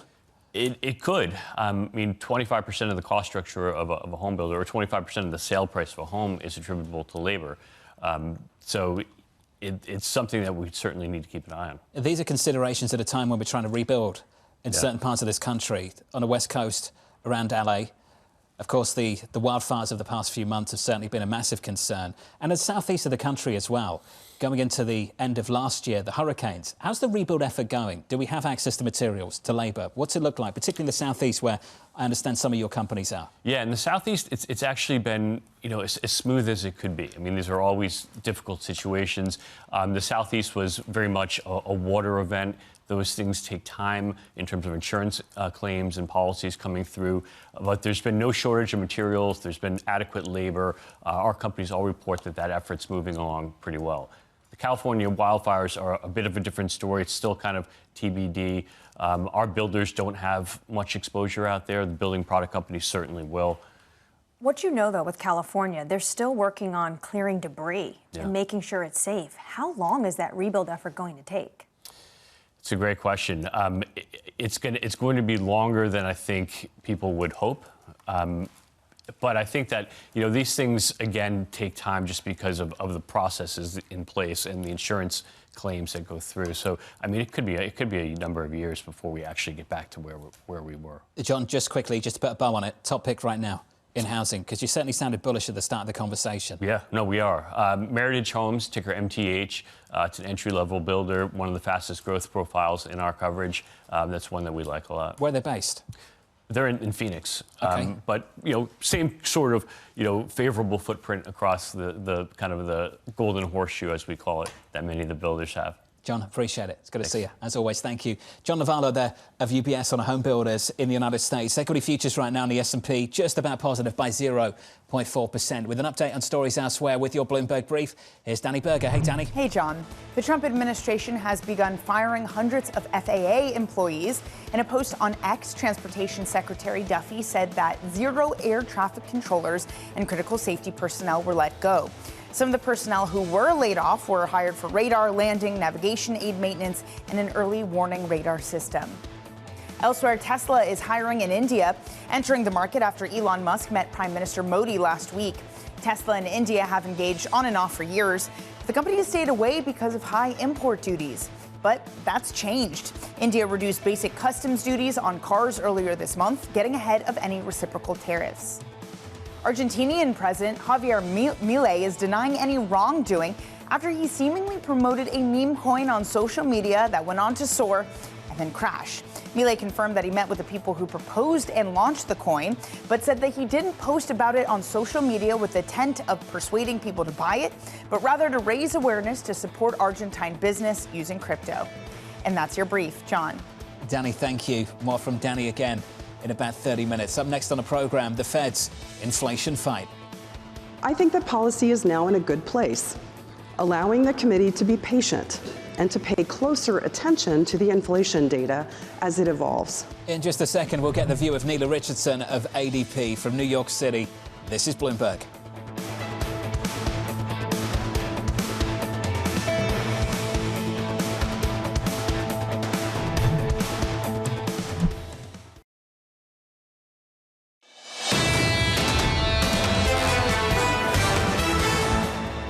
Equity futures firmer here by 0.4%. Check out the bond market. Bond yields a little bit higher, up by 3 or 4 basis points. The 10-year, 451.51. Under surveillance this morning, the Fed's inflation fight. I think that policy is now in a good place, allowing the committee to be patient and to pay closer attention to the inflation data as it evolves. For now, the U.S. economy remains strong, with solid growth in economic activity and a labor market near full employment. Core inflation is still somewhat elevated, but it has appeared to resume its downward path.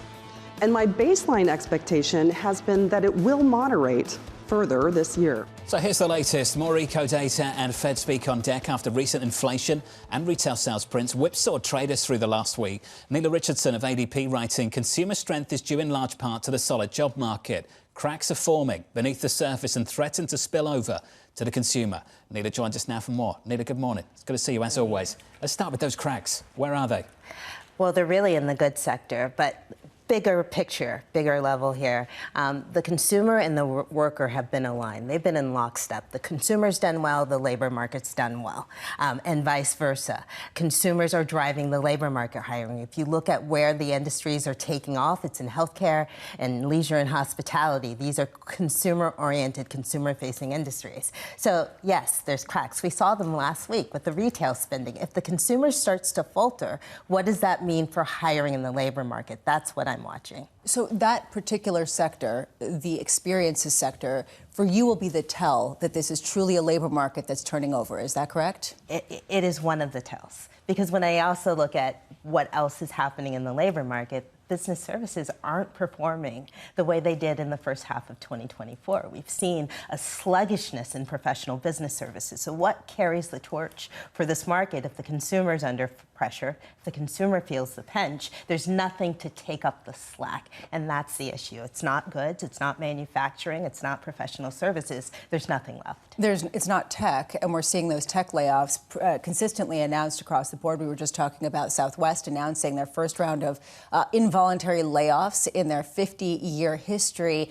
Are these headlines just one-offs, or is this growing to become a trend that you're watching in terms of efficiencies and that turning to job cuts in a way that it hadn't over the past couple of years? No, I've consistently said, and it's true, that the labor market is solid. You're seeing solid overall growth. It's the cracks beneath the surface that we're watching. For example, new hires. We tend to match at ADP individuals, but sometimes it's great to just look at the cohort of crops of new hires this year versus last. There's been no pay growth in this crop. Why? Well, companies are hiring less tenured, less skilled workers now than they did last year. Is that a signal of a trend that more highly skilled workers are not as in demand as they were a year before? That's definitely something we're watching, and we see that across industries, especially in financial services and information. These are typically highly skilled industries. Neil, your research says that 60% of U.S. workers live paycheck to paycheck. That's right. Last week, we found out inflation is still quite hot. At what point do you see these workers, these consumers, pushing back? Exactly. We've been waiting for this. We've been waiting for consumer resilience to turn to consumer reluctance because of higher inflation. It has not happened except last week. We saw the beginning of that. Now, it could just be a cold weather month, but the broad-based slowdown in retail sales suggests to me that it was more than just a really cold January. Something else could be afoot. And it could be that these higher price levels are starting finally to make a dent. We won't know until we get a little bit more data on that, though. You said that the prices or the wages that people are earning when they come in are the same for the incoming class this year as they are last year.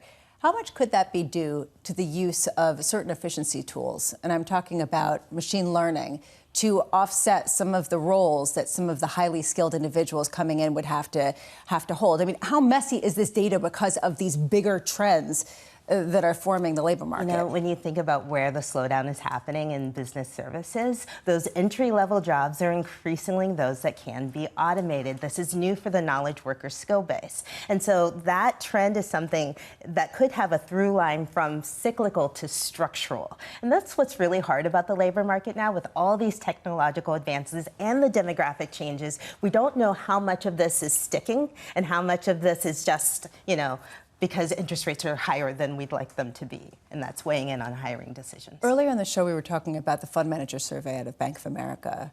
And right now, the lowest number of people are expecting some sort of recession in at least 3 years. Based on your observations in the cracks, do you think that that's miscast or that it should be a higher percentage?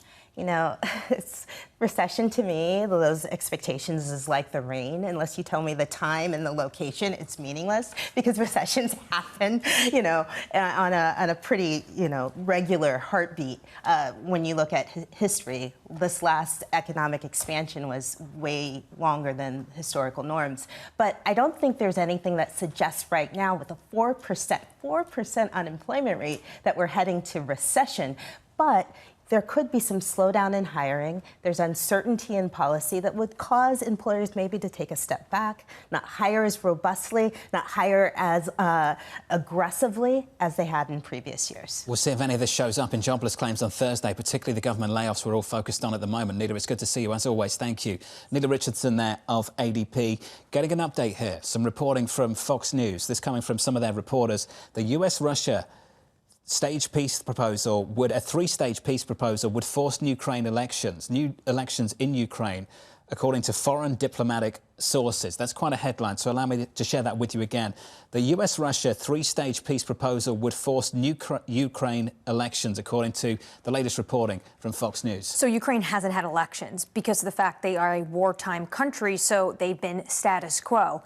Potentially, this is a concession that the U.S. would have to bring to Ukraine and they would have to agree to, but that Russia certainly would want. They want to deal with a new president and not deal with President Zelensky. But that would be quite something that I'm sure Europe will have a lot to say about. The latest reporting this morning from them, we'll build on that in just a moment. Equity futures at the moment positive by 0.4%. Up next, Kevin Gordon of Charles Schwab, George Ferguson of Bloomberg Intelligence, Tiffany Wilding of PIMCO, and Kristina Campmany of Invesco. The third hour of Bloomberg Surveillance, up next.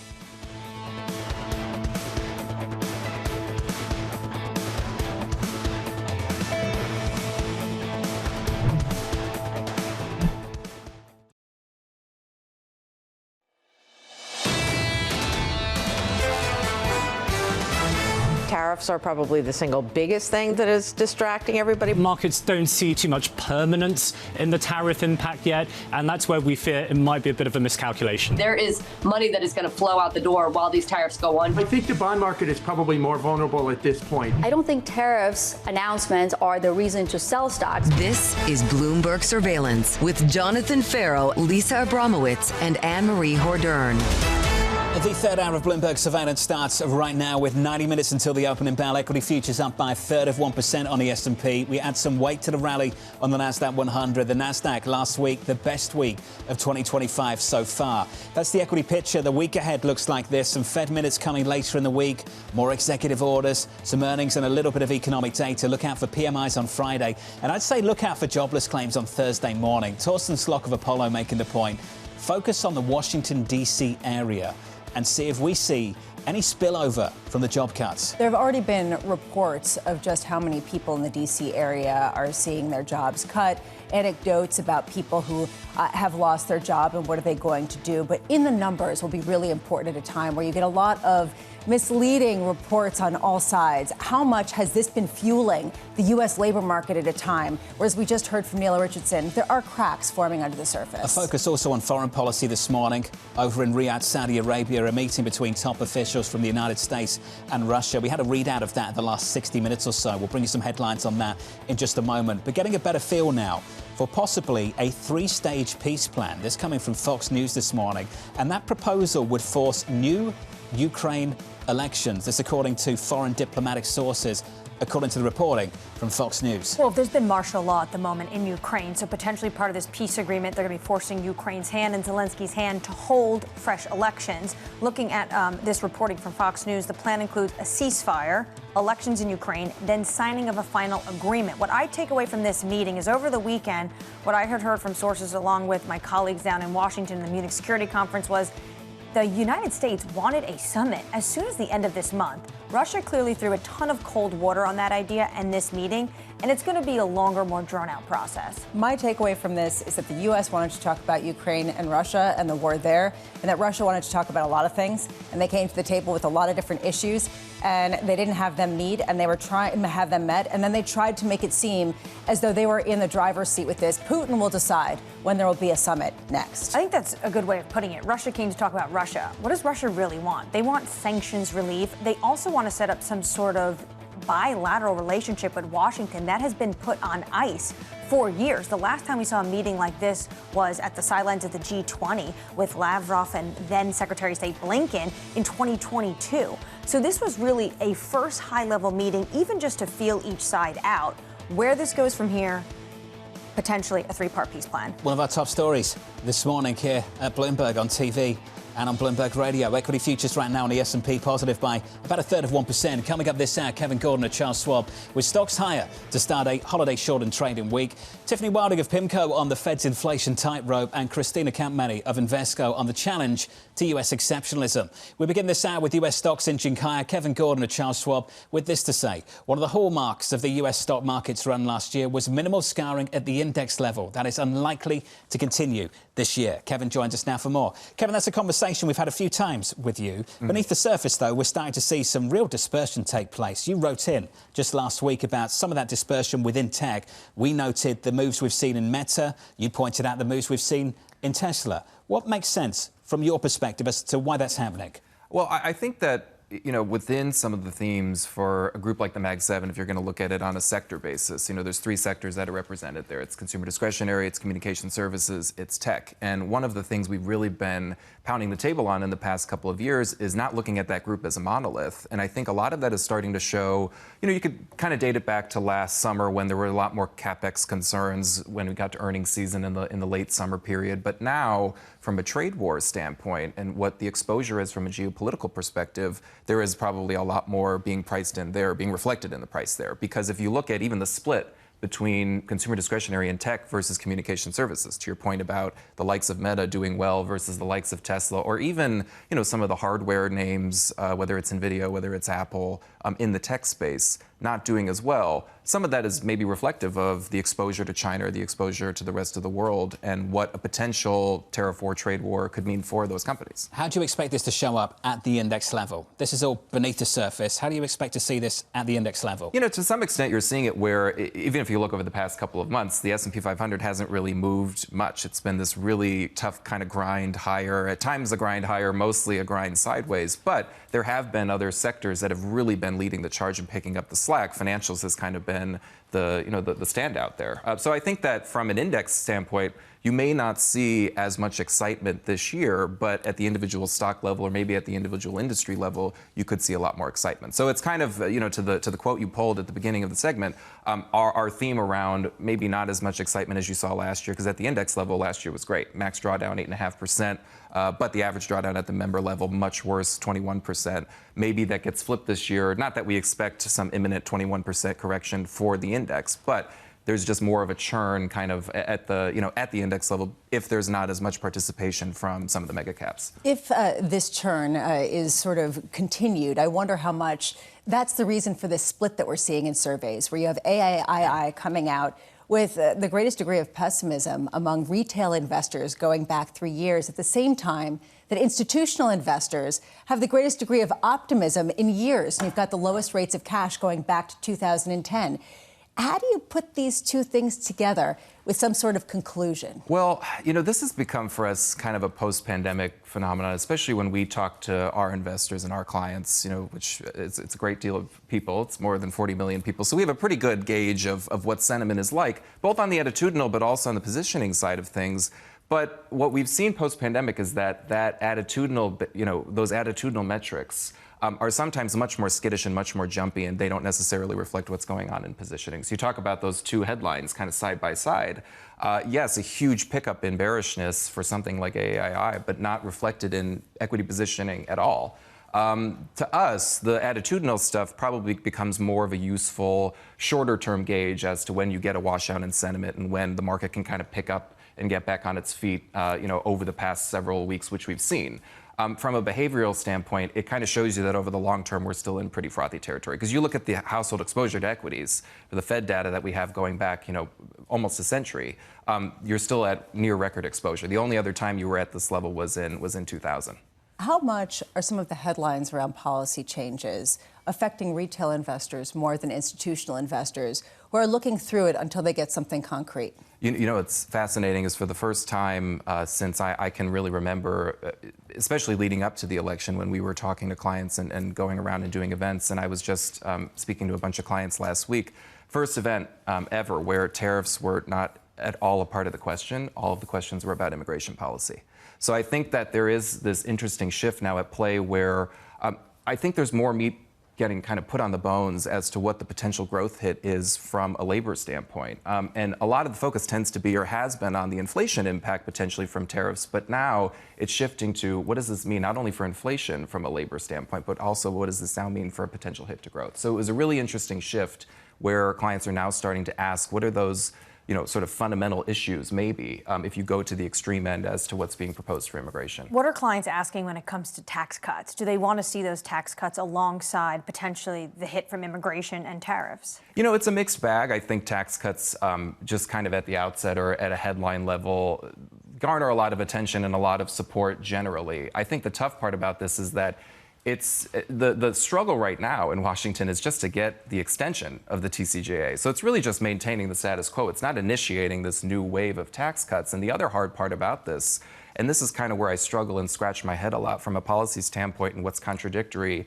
coming out of Washington, is tariffs and tariff revenue is kind of being poised as this driver of revenue to offset the extension of tax cuts. But then every time the tariffs get either delayed or peeled off, then the market sort of cheers it. But then I'm asking myself, well, where is that supposed revenue coming for the tax cut? So it's a little bit of this vicious circle that's at play where, yes, you could have excitement for something like fiscal policy continuing to be relatively expansionary and accommodative. But at the same time, you also have potential restrictions coming from aggressive tariff policy. Right. And there's been a lot of bark, not a ton of bite, except for one, the 10% on Chinese imports. You put it in your note, projecting any kind of tariff-related hit to stocks with a degree of precision is impossible. So then what do you project?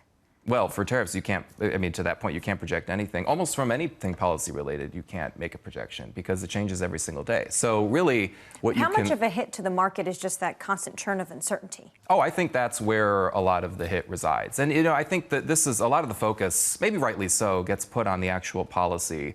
What's the dollar amount for the tariffs? Who gets hit? When does it happen? How is it phased in over time? I think that's important, but I think it also misses the point of the nature of this policymaking is what creates this, and I think I mentioned it last time I was here, this real thick fog of uncertainty, where it's just harder for businesses to operate in that environment.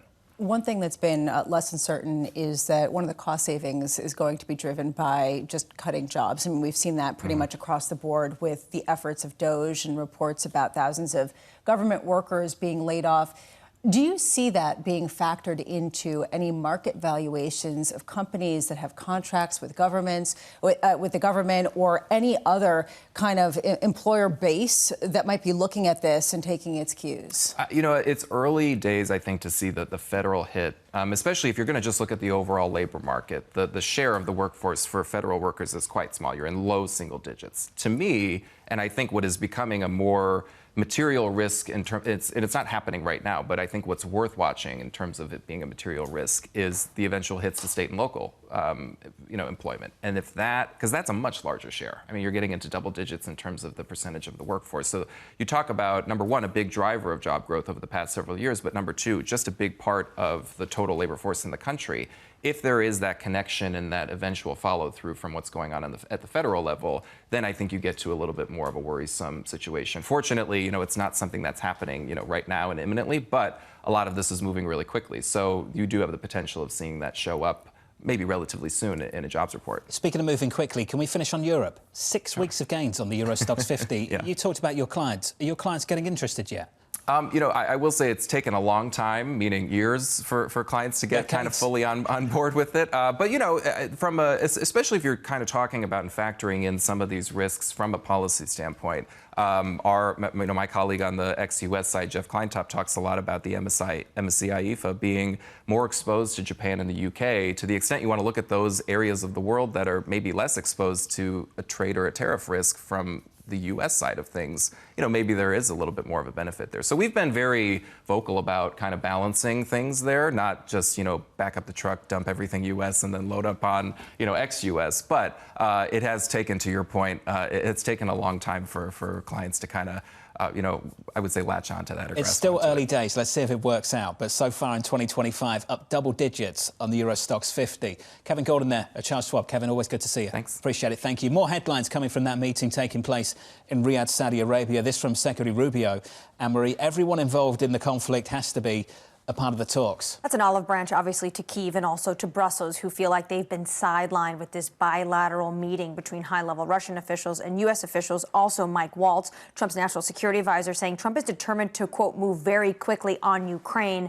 The Russians threw a ton of cold water on that idea that there could be a summit between Trump and Putin by the end of this month. A source is texting in to me saying, look, Putin is taking a very maximalist approach, the same way Trump does, come in with high demands like this Ukrainian election that Fox News is talking about, and then potentially negotiate from there, the top-level maximalist approach. Secretary Rubio going on to say that the goal is to resolve the conflict in a fair and enduring way. More on that in just a moment. Equity futures on the S&P just about positive by 1/3 with an update on stories elsewhere. With your Bloomberg brief, here's Danny Berger. Hey, Danny. Hey, John. Just want to give you the overview, the bird's eye view of that meeting. U.S. and Russian officials have indeed ended those talks in Saudi Arabia. They did not set a date for a summit between Presidents Donald Trump and Vladimir Putin. As you all mentioned, Ukraine was not represented at the meeting headed by Secretary of State Marco Rubio and Russian Foreign Minister Sergei Lavrov in Riyadh. President Volodymyr Zelensky did warn that his country won't recognize any agreements about us without us. Elon Musk's AI startup xAI released its updated Grok 3 model. The company said that its model beat that from Google, DeepSeek, and OpenAI across math, science, and coding benchmarks. Grok 3 is rolling out to Premium X subscribers immediately. xAI plans to open source preceding versions as soon as the latest one is fully mature. And in sports, U.S. hockey fell to Sweden for its first defeat in the Four Nations Face-Off tournament. Sweden came back after surrendering a goal in the game's final minute, holding a 2-1 first-period lead through the final horn. Elsewhere, Canada beat Finland behind 2 goals from Nathan McKinnon. The U.S. and Canada now meet in the final on Thursday. And that's your brief, John. That's going to be must-watch for many reasons. Danny, thank you. More from Danny a little bit later. Up next on the programme, The Morning Calls Plus, George Ferguson of Bloomberg Intelligence following another major airline incident. That conversation is up next.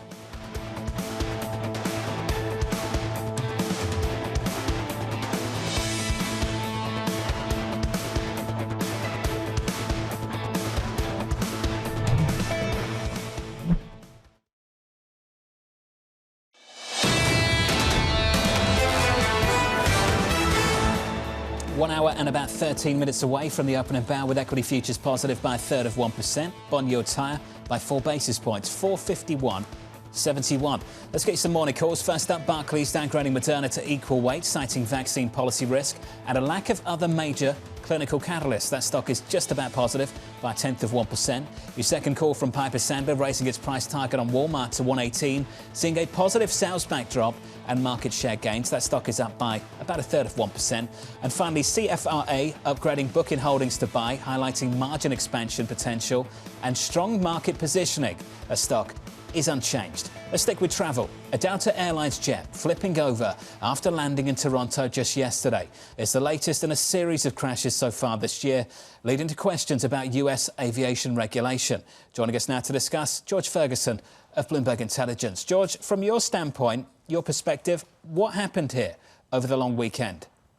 Yeah, so it looks to me like the windy conditions up in Canada when this airplane was trying to land, and probably the pilot was going a bit fast to get it onto the runway.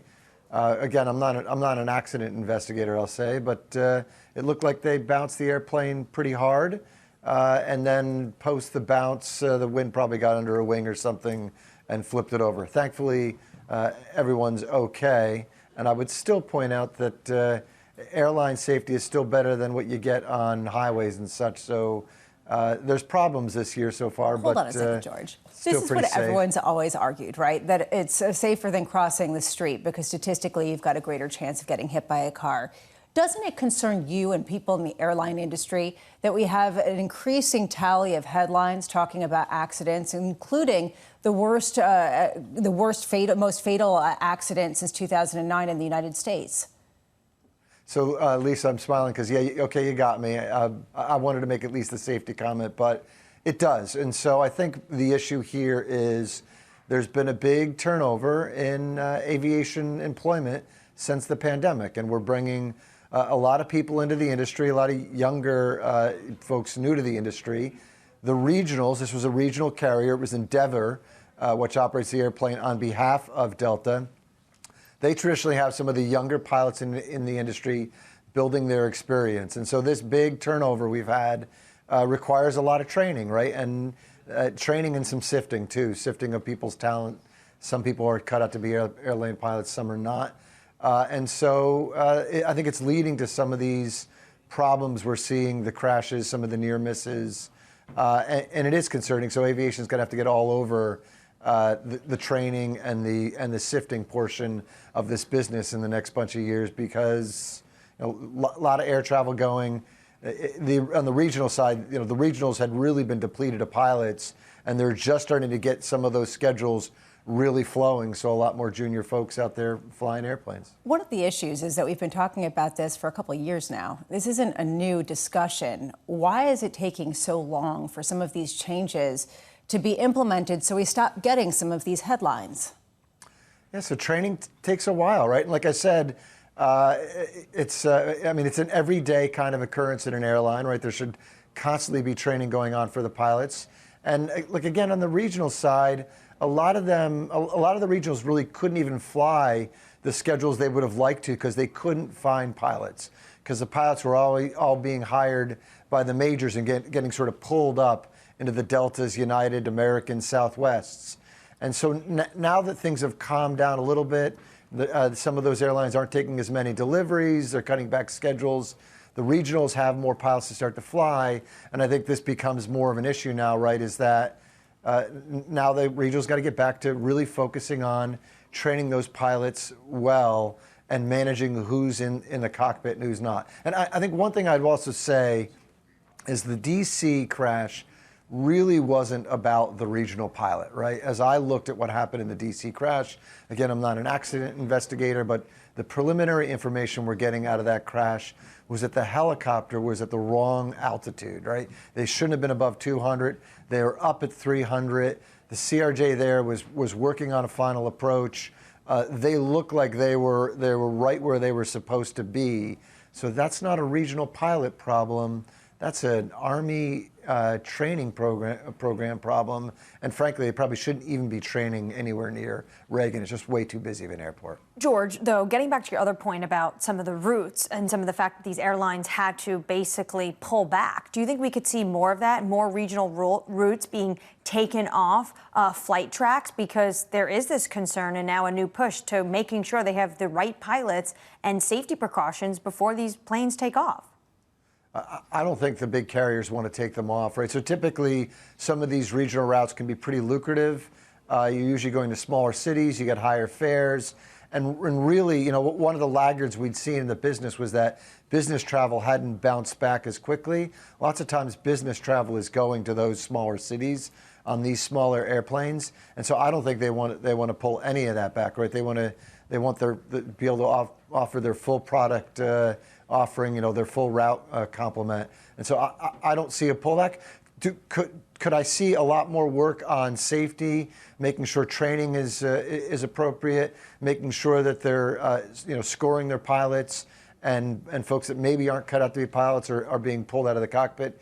Yes, I see a doubling down of that, but I don't see people pulling back routes. George, always great insight on the plane safety situation. I hope we don't have to have another conversation about it, and I hope we don't get any more headlines. I do want to get your take on what we're seeing over in Europe, where there's an increasing amount of optimism that the European region will borrow money to invest in the defense sector, possibly to the tune of $3 trillion. How much would they need to invest in their air system in order to bring it up to speed? Sorry, to invest in their in different air-based defense that they have really lagged behind on their investments. So actually, we see them being lagged behind in a lot of different areas, right? So we think that European Union sort of NATO core members spend less than $300 billion or around $300 billion a year. In the U.S., we're close to $900 billion a year.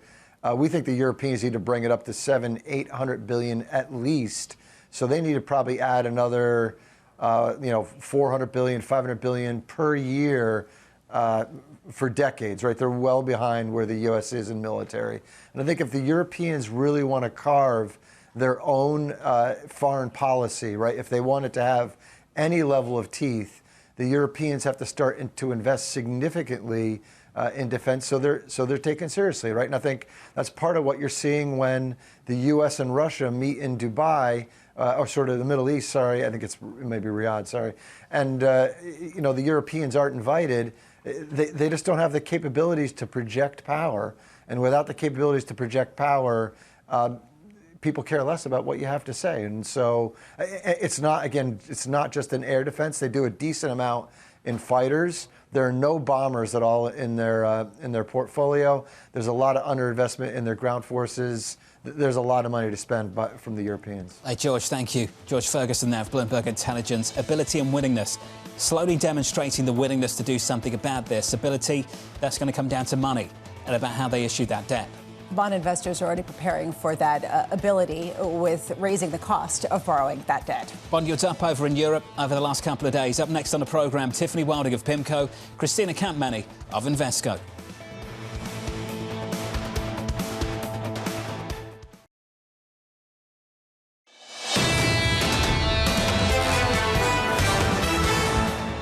"60 minutes away from the opening bow, with equity futures positive by 0.4% on the S&P 500. The Nasdaq coming off the back of its biggest weekly gain of the year so far. The Nasdaq 100 this morning is up by close to 0.5%. With 1 hour until the cash open, with your morning movers, it's Manus Cranny. Hey, Manus. Jonathan, good morning. Check out Intel up over 5 1/8%. Speculation is two viewers of the assets. Broadcom on the chip design business, TSMC on the foundry business.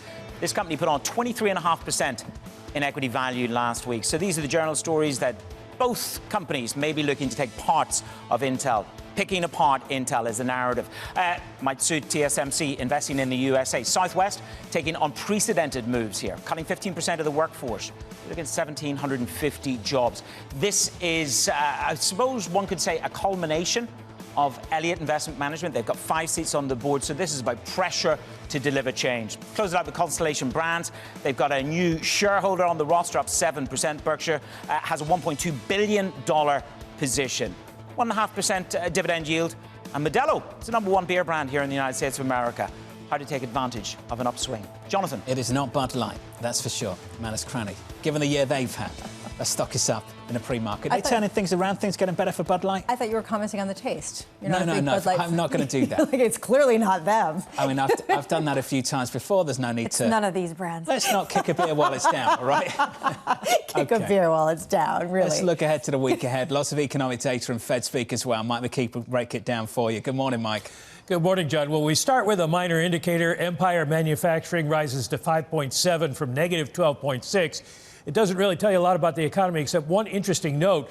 The highest prices paid number, up 14.5 points in more than 2 years, something to keep an eye on. And we'll be watching, of course, for Fed speak during the week. We don't have a lot of indicators. It's been a crazy couple of weeks, but maybe a little quieter this week. Housing starts and Fed minutes tomorrow. And the Fed's vice chairman, Philip Jefferson, speaks tomorrow. We'll see what he has to say. Thursday is the day I think everybody's going to be interested in because we get jobless claims. How many of the federal workers that the administration is firing are going to start showing up there? You've also got those Southwest employees who might show up there. We might see some interesting increases in jobless claims. Philly Fed that day. And 4 Fed speakers, Goolsbee, Musalam, Barr, and Kugler. Friday's highlight, Michigan sentiment. And also, Mr. Jefferson is going to speak again, but this time about Fed communications. And, of course, that's been a bugbear for people like Mohamed El-Erian. So it will be interesting to see if he's proposing any kind of changes. We did, of course, over the weekend have some Fed speak. Waller and Harker, also Bowman, basically saying we are on hold for now. Harker and Waller noting that the disappointing January CPI might be just seasonal distortion. With the exception of the pandemic, CPI's come in hotter than forecast in 7 of the last 10 years. And if that's the case, it bolsters Waller's case for maybe starting to cut rates later this week. So not a lot of market-moving numbers, maybe some market-moving Fed stuff. Maybe we'll be a little quieter on the economic front, but I'm sure the president will take care of the news for us. Mike McKee, looking forward to that. More news through the week. Mike McKee there on the latest for the week ahead. On the schedule, a little bit lighter than what we saw through last week. Let's pick up on what Mike was talking about, the data, jobless claims, looking out for that on Thursday. Torsten Slock of Apollo making the same point. Would we see the layoffs at the federal level start to show up in the data? We'll look for that. And also the Fed speak. Mike was talking about Governor Waller. 2 points that Governor Waller made. Let's start with policy. If this wintertime lull in progress is temporary, as it was last year, then further policy easing will be appropriate. But until that is clear, I favour holding the policy rate steady. What he's alluding to here is the Q1 inflation head fake of 2024. Will we see a repeat of that in 2025? We did get hotter than expected headline CPI. It was undercut in terms of a market response simply because people looked at the components. They said it didn't fit into the other alphabet soup of inflation, which is PCE, which is the key alphabet soup that the Fed looks at. And so it wasn't going to necessarily mean that there is an overheating in inflation. This, to me, is key.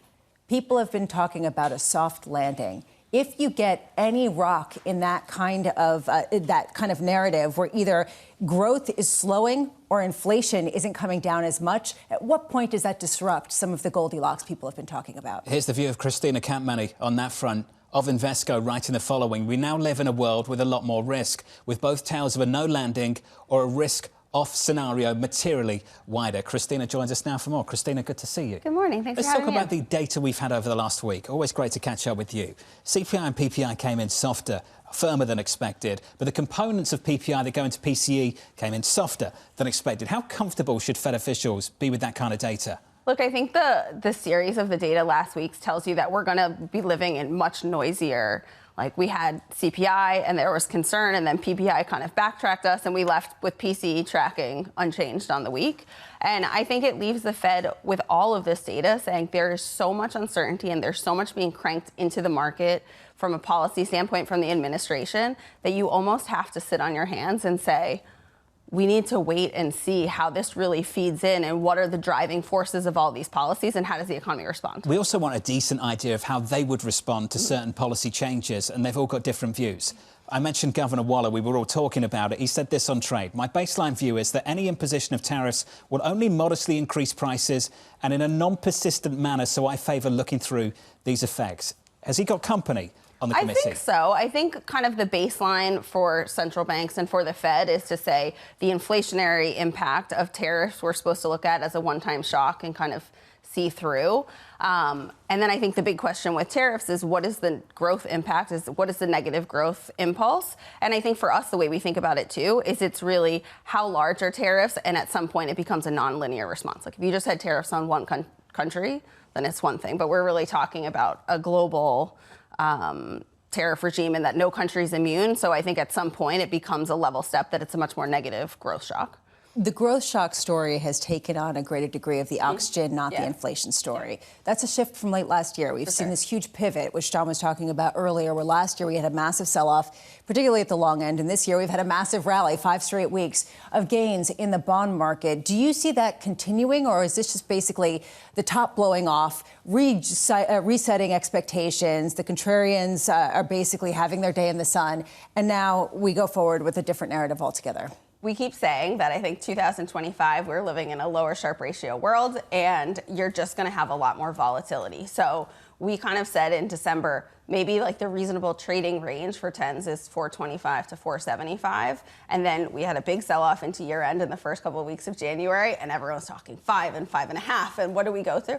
I think you have to take a step back and say we still have noise and we're within the range, and we'll probably go from one extreme to the next and kind of trade stories as we get this information. So I think that's kind of the dynamic of this is the story that's of hold today. So how do you play that? Do you basically say, well, this is going to go to 425 before it goes to 475, and so let's just buy into this until we hit that level? I think so. So we're kind of thinking about, when we think about structuring our portfolios, it's twofold. Like duration, I think, can be traded a little bit more tactically. And then when we look at our overall portfolios, we say, where's there actual value in the market here? And I think there's a lot of value in the front end, and with policy rates close to where 2-year rates are, and you've gotten rid of negative carry, and can you structure portfolios around that? And then in the long end, I think it has to be more of a trade as we're trading kind of these headlines and what's driving things, and there's so much coming out of D.C. So the U.S. is trading in this range in terms of the debt market. One recent story that's caught a lot of attention has been what's going on in Europe, and we saw a sell-off in European bonds over the weekend, in large part because of the expectation that there would be at least more talk of borrowing collectively to invest in the defense complex. How much does that stymie some of the long European bond bet that so many people had been piling into? Look, I think it's been a crowded trade, but I think that we've said for a number of years that there's need for more consolidated, like across Europe, borrowing and issuance and spending on defense. And I think there's a lot of talk of that after the Russia-Ukraine and like changing of the oil dynamics there, of where you're getting your energy supply. I think there's more of that to come. And I think as we live in this tariff kind of aggressive regime globally, that every region is going to have to say, like, what do we need to do for ourselves? And I think that will be Europe will spend more, and how do we think about policy? You have Draghi's op-ed and talking about our biggest problem is all of the tariffs that we're putting on ourselves by these policies. Do you see more global deregulation because U.S. is leading with that front? Already European leaders. The Irish Premier of the weekend is saying we need to get rid of regulation. It's stymieing our growth. Tariffs is one part of the policy in the United States. And Kevin Gordon was talking about how more clients are worried about immigration. Last month, the U.S. government, and Jonathan's mentioned this all morning, added 38,000 positions. How concerned are you about the labor market potentially getting hit, not just from deportations, but also the DOGE effect and there's the layoff of federal workers? I think it's a big question that we are sitting and trying to grapple with, and we just don't have clarity yet. And what's the timing? So, from an immigration and deportation, what are the real numbers? Like, we've obviously had periods in the past under the Obama administration and others that you had consistent deportations. It will be are you losing people from the labor force? Can you refill those? So I think the labor market is certainly something that's kind of, it's been very well balanced, and the Fed is watching, but that's something that they'll be very careful to kind of react to weakness or changes there. You said as an investor, when you're seeing all this policy uncertainty, you sit on your hands. I imagine the Fed might as well. But if there's concern about the labor market, they might want to cut. But if they're concerned about inflation, we have people coming on this program saying they need to hike. Where is the balance of risk depending on what they do next? I think it still is very asymmetric, that the bar for them to hike going forward is much higher than it is to ease.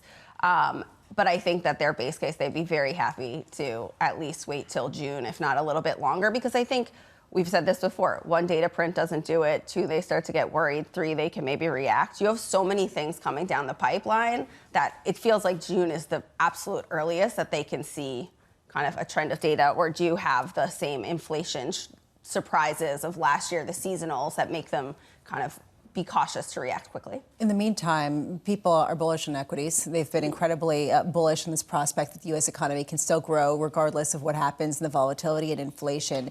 Do you still feel that incredible rush to credit, in particular riskier credit at a time where ostensibly either the economy has to slow or else the Fed has to remain on hold for the foreseeable future? Look, I think the market as a whole has definitely still been very bullish credit, and you have tremendous amount of supply. We have been a little bit more within our own kind of funds, and we run global money, and we obviously, Invesco has their own kind of credit dedicated. But within our world, we've been a little bit more cautious credit. But we think about where the shorter duration kind of double B, where there's still some value.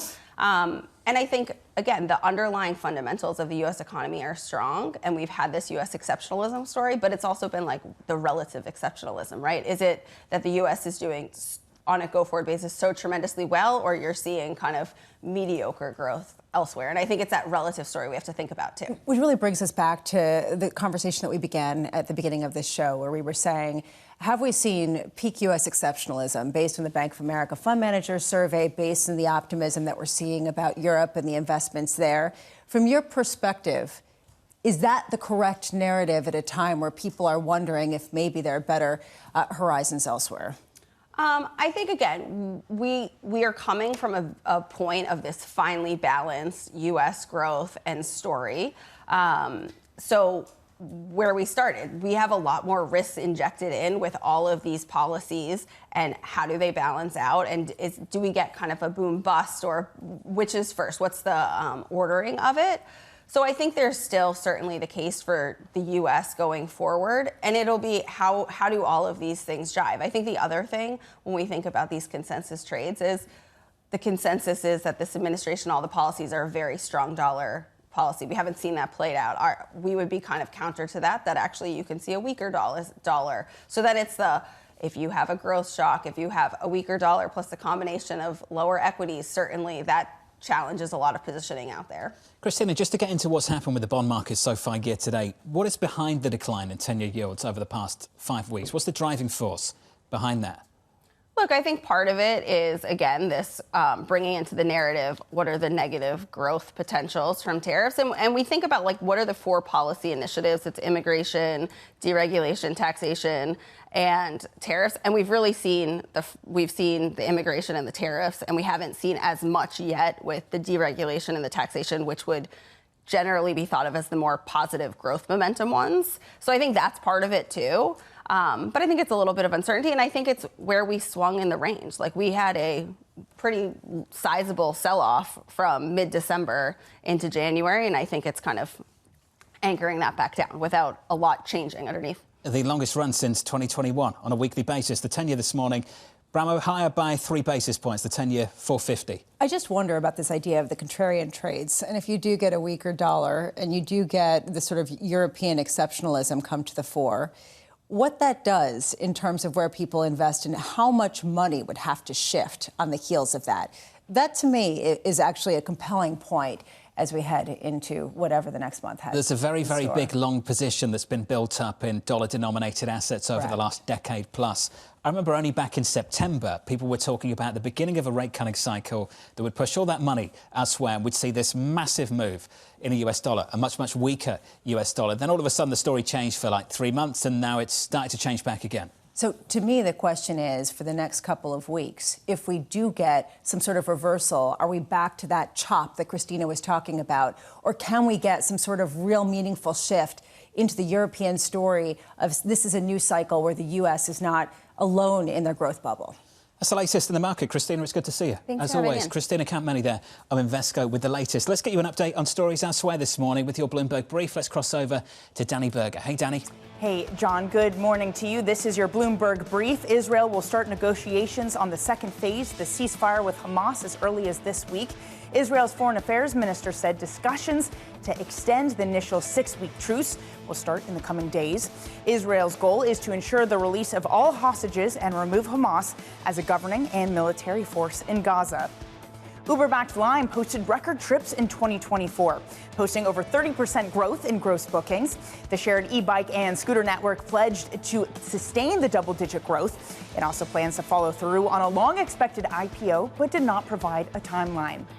Elsewhere, New York Governor Kathy Hochul is set to meet with leaders today to discuss a path forward for Mayor Eric Adams after serious allegations of quid pro quo with President Trump. This after the DOJ called on Manhattan prosecutors to drop their pending bribery case against Adams, sparking concern that he is beholden to the president. And that's your brief. John. Danny, thank you. Thanks for this morning. Appreciate it. If you are just joining us after the long weekend, welcome back. Equity futures are advancing by 0.4% on the S&P 500 after snapping a 2-week losing streak just last week. The Nasdaq was absolutely flying last week, the best week of the year so far in 2025, up by 0.5%. We mentioned briefly developments in the bond market last week. Yields down on a 10-year maturity for 5 consecutive weeks. This morning, yields up by 4 basis points. The 10-year 451.32. This week, some economic data on Friday. We get some PMIs. On Thursday morning, jobless claims. Lots of questions already to start the week. Will we see some disruption in the data following the layoffs in the nation's capital? We'll get you the view on that in just a moment. We'll catch up with Tyler Kendall from Washington, D.C. On the other side, from New York City, this is Bloomberg.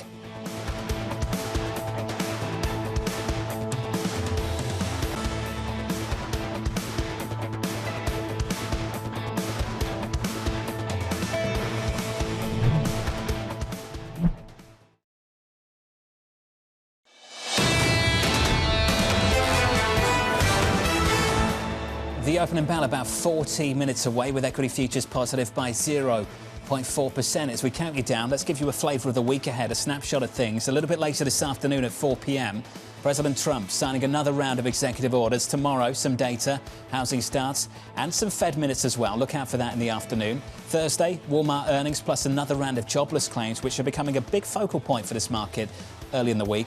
And then on Friday, US PMIs and UMich consumer sentiment. Looking ahead to the week ahead and looking back to the last few hours and what's happened in Riyadh, Saudi Arabia. Joining us now is Bloomberg's Tyler Kendall in Washington, D.C. Tyler, welcome back. Let's put it all together. Lots of headlines in the last 60 minutes or so. Just what took place in Riyadh? Well, John, we know that as of now, there is no official date on the books for a potential U.S.-Russia leader summit, something that we know officials were hoping to get pinned down by the end of the month.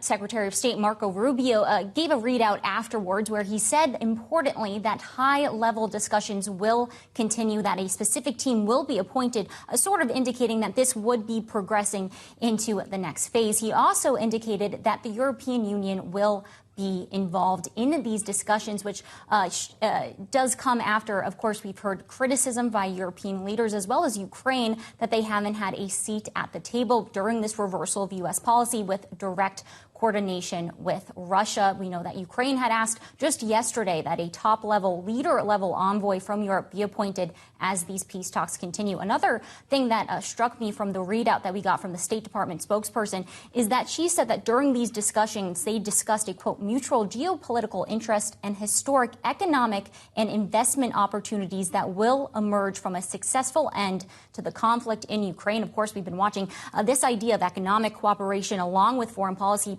here, particularly as the U.S. floats to Ukraine a potential economic cooperation agreement that could see the U.S. accessing critical minerals in the country. And we know President Trump is set to is interested in attending a Saudi-backed investment conference later this week. So a bunch of themes that we're watching here as we continue to get these developments out of Saudi Arabia. Yeah, it seems like Trump 2.0, like Trump 1.0, is going to have close ties with the kingdom. Trump is going to speak at this FII event in Miami. Tyler, do you know what potentially he may say at this meeting when it comes to these kind of investments?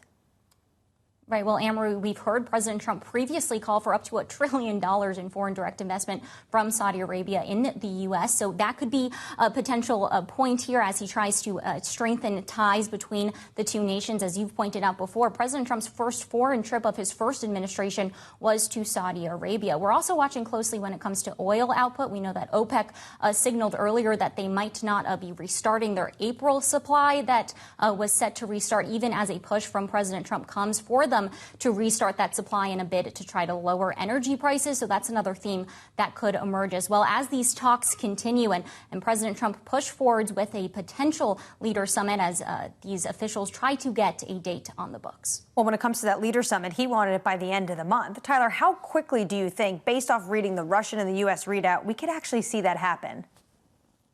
Annmarie, it just remains to be seen. But if these past 4 weeks, of course, yesterday marked exactly 4 weeks since President Trump has been in office, things are moving at a pretty rapid pace. We know that Secretary of State Marco Rubio was there, as well as Envoy Steve Witkoff and also National Security Advisor Michael Waltz. This is the team that is really trying to push forward these negotiations. So we'll have to see how that timeline ultimately comes together. But as you know, Annmarie, this is something that President Trump campaigned heavily on, trying to end the war in Ukraine. This is going to be one of those promises that he's trying to make good on. But of course, there are a lot of other mitigating factors here, particularly as Trump also tries to pivot and turn this into a domestic issue for American voters, saying that he's trying to focus on helping to bring investment to the U.S. As he tries to pivot the corner here. Hey, Tyler, appreciate it. Looking forward to your coverage throughout today from the nation's capital in Washington, D.C. Bloomberg's Tyler Kendall there. It's all relative, of course, but things pretty quiet so far, right?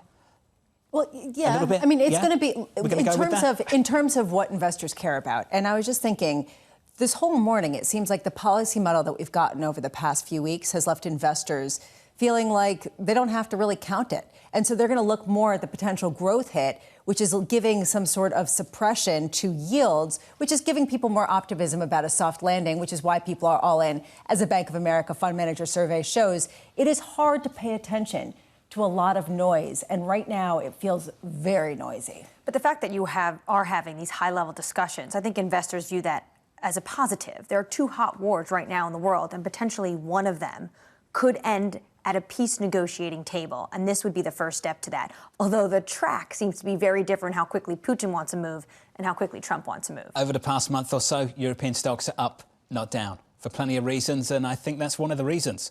Over the past few weeks, at least, that's for sure. Next tomorrow, we'll be catching up with Alicia Levine of BNY Wealth, Jennifer Flitton of Invesco, Oliver Chen of TD Cowen, and Matt Lazzetti of Deutsche Bank. From New York City this morning, good morning to you all. Thank you for choosing Bloomberg TV. This was Bloomberg Surveillance.